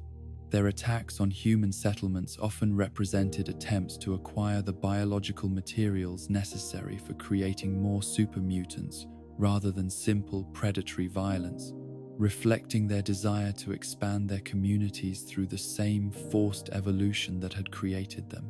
The Enclave remnants who survived the destruction of their oil rig headquarters carried with them both advanced pre-war technology and the ideological commitment to human purity that had justified their ancestors' participation in Vault experimentation programs. Their post-war activities represented attempts to complete the colonial agenda that the Great War had interrupted, using advanced technology and systematic violence to eliminate populations they viewed as genetically contaminated, while preserving what they considered pure human genetic material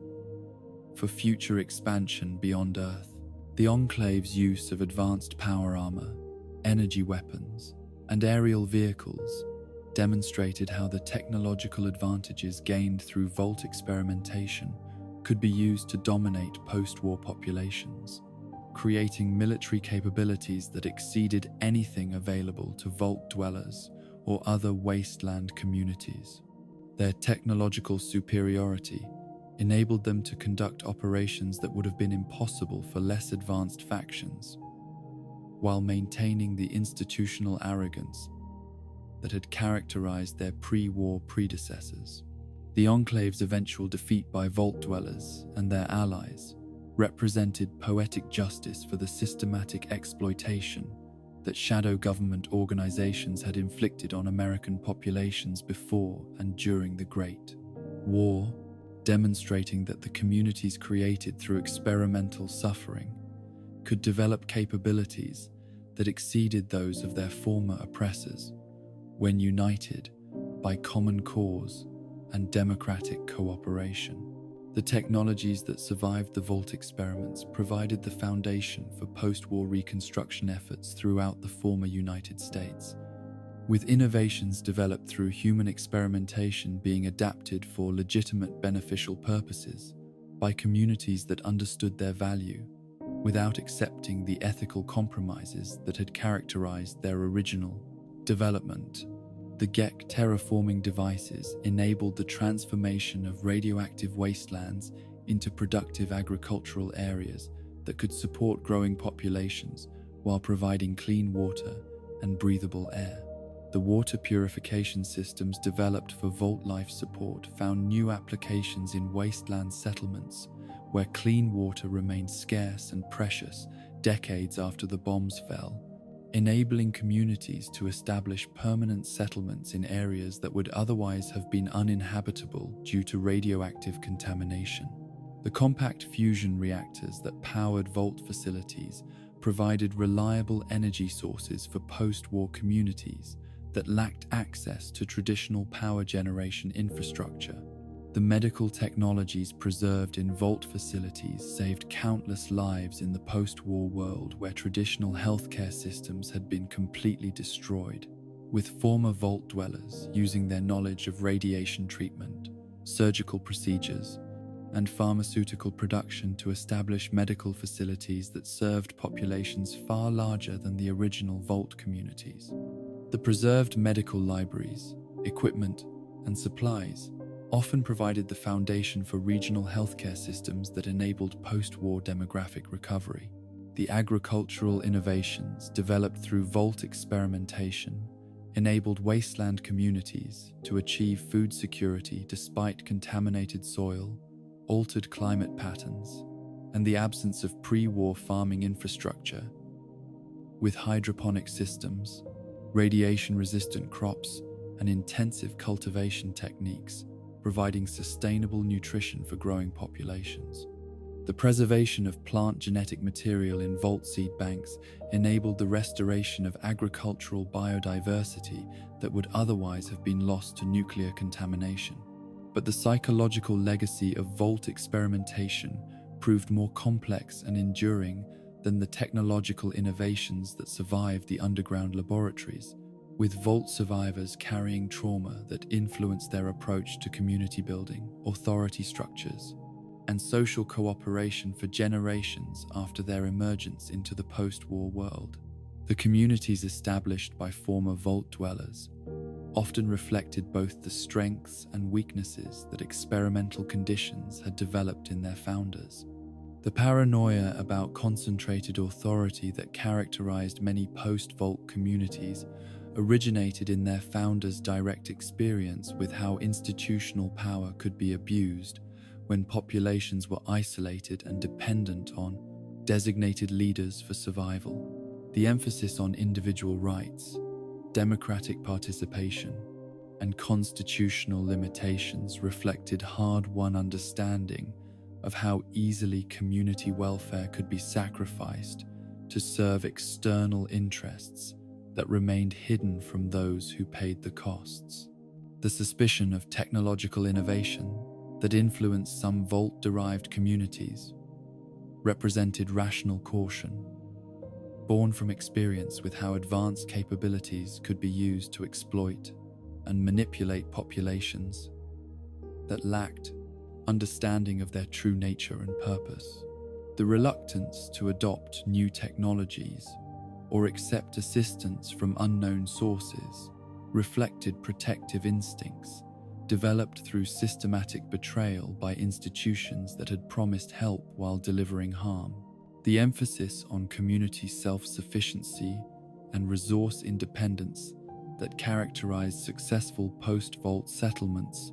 represented lessons learned through artificial scarcity experiments that had demonstrated how external control over essential resources could be used to coerce compliance with policies that served no beneficial purpose. The stockpiling of supplies, development of redundant systems, and maintenance of emergency protocols reflected understanding that survival depended on community capabilities rather than external assistance. The formation of mutual aid networks and cooperative alliances between vault-derived communities demonstrated how shared experiences of systematic exploitation could create bonds of trust and solidarity that transcended traditional, territorial, and economic competition. The communities that had survived vault experimentation often proved more willing to share resources and coordinate defensive efforts than settlements that lacked similar experiences with institutional betrayal. The educational systems established by former vault dwellers emphasized critical thinking, historical awareness, and ethical reasoning that would enable future generations to recognize and resist the kind of systematic manipulation that had characterized the pre-war period, with curricula designed to teach children about the importance of questioning authority, evaluating information sources, and maintaining moral principles, even under extreme stress. The cultural traditions developed by vault-derived communities often included rituals and observances that commemorated both the suffering inflicted by vault experimentation and the resilience demonstrated by those who survived such systematic cruelty, creating shared narratives that reinforced community identity while preserving historical memory of institutional crimes that might otherwise be forgotten or minimized. The religious and philosophical movements that emerged from vault communities frequently emphasized human dignity, moral responsibility, and resistance to institutional oppression as core principles, with theological frameworks that provided spiritual meaning for experiences of systematic suffering while affirming the value of consciousness and community cooperation, despite evidence that such qualities could be exploited by those who viewed them as weaknesses rather than strengths. The continuing presence of functional vault facilities throughout the post-war landscape created ongoing opportunities and dangers for wasteland communities,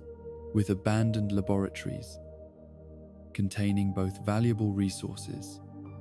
and dangerous experimental systems that could benefit or harm those who discovered them, depending on their level of caution and technical expertise. Some vaults remained sealed and potentially habitable, offering shelter and resources to communities that could access them safely. Other vault facilities had become tombs filled with the remains of experimental programs gone wrong, creating hazardous environments where radiation, chemical contamination, and malfunctioning technologies posed threats to anyone brave or foolish enough to explore them. The vault dwellers who emerged from these facilities often carried with them not only trauma, but physical contamination that affected their health and the health of their descendants. The vault-based communities that had maintained their underground existence rather than emerging into the wasteland represented alternative approaches to post-war survival, with some facilities continuing to function as intended, while others had devolved into isolationist societies that viewed the surface world as too dangerous or contaminated for normal human habitation. These communities often possessed valuable knowledge and resources, but remained reluctant to share them with surface populations that they viewed with suspicion or contempt. The moral lessons that emerged from the Vault experimentation programs provided crucial insights into the relationship between institutional authority and individual responsibility, demonstrating how easily communities could be manipulated into participating in their own oppression when information was controlled, alternatives were eliminated, and resistance was punished while compliance was rewarded. The survivors who emerged from Vault facilities carried with them hard-won wisdom about the importance of questioning official narratives and maintaining independent sources of information and analysis. The corporate responsibility questions raised by Vault experimentation remained relevant in the post-war world, where the same institutional structures and ideological commitments that had enabled systematic human exploitation continued to influence the behavior of organizations that claimed to serve public welfare while actually advancing private interests. The Vault survivors' skepticism about corporate promises and government assurances reflected rational caution born from direct experience with how such institutions could betray public trust for private gain. The technological ethics principles developed through analysis of Vault experimentation provided frameworks for evaluating innovation proposals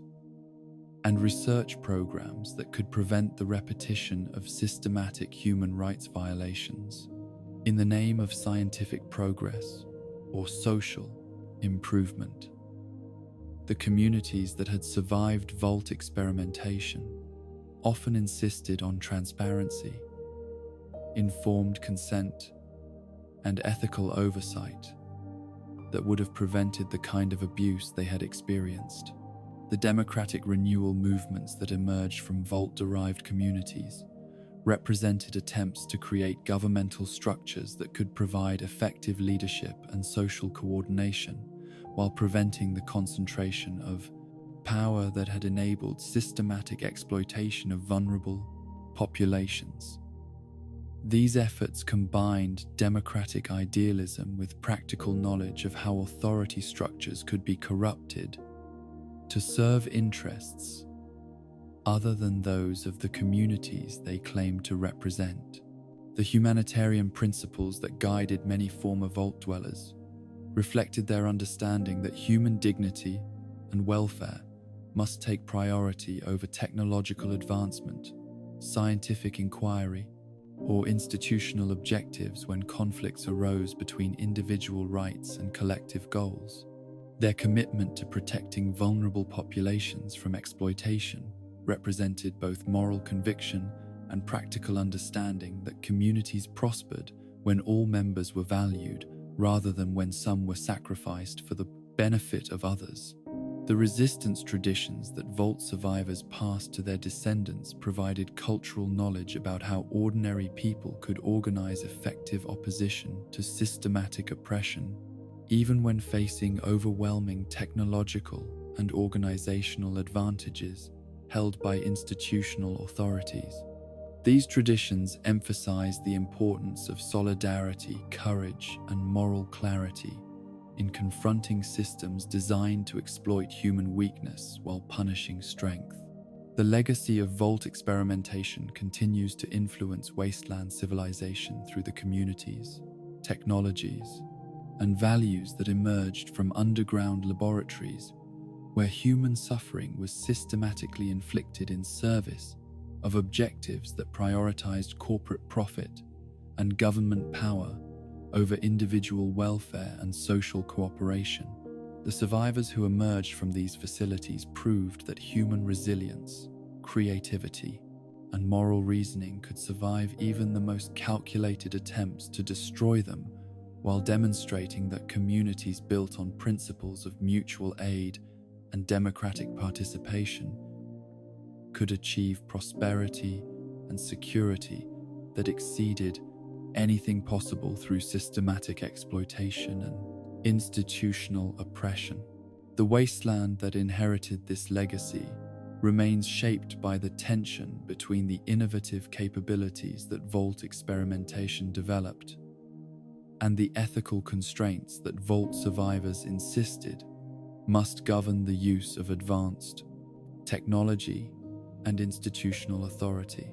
The future of post-war civilization depends on whether the lessons learned through systematic suffering can prevent the repetition of institutional crimes that transformed promises of protection into programs of exploitation, while ensuring that the knowledge gained through such terrible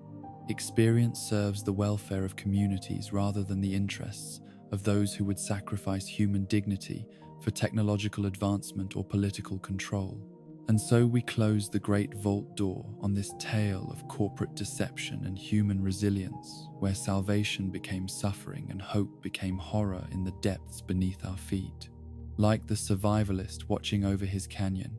we too keep vigil over these stories of the underground, ensuring that the lessons learned in sealed chambers are never forgotten. The vault dwellers who emerged into sunlight carried with them not just radiation and trauma, but proof that humanity endures even the cruelest experiments. Rest now, wanderer, and dream not of sealed doors and corporate lies, but of the survivors who found light in the deepest darkness. Let the gentle hum of life support systems carry you to peaceful sleep, knowing that even in humanity's darkest hour, someone always finds a way to keep the light burning. The vaults may have been laboratories of suffering, but they also became schools of survival, teaching us that hope, like radiation, has a very long half-life indeed.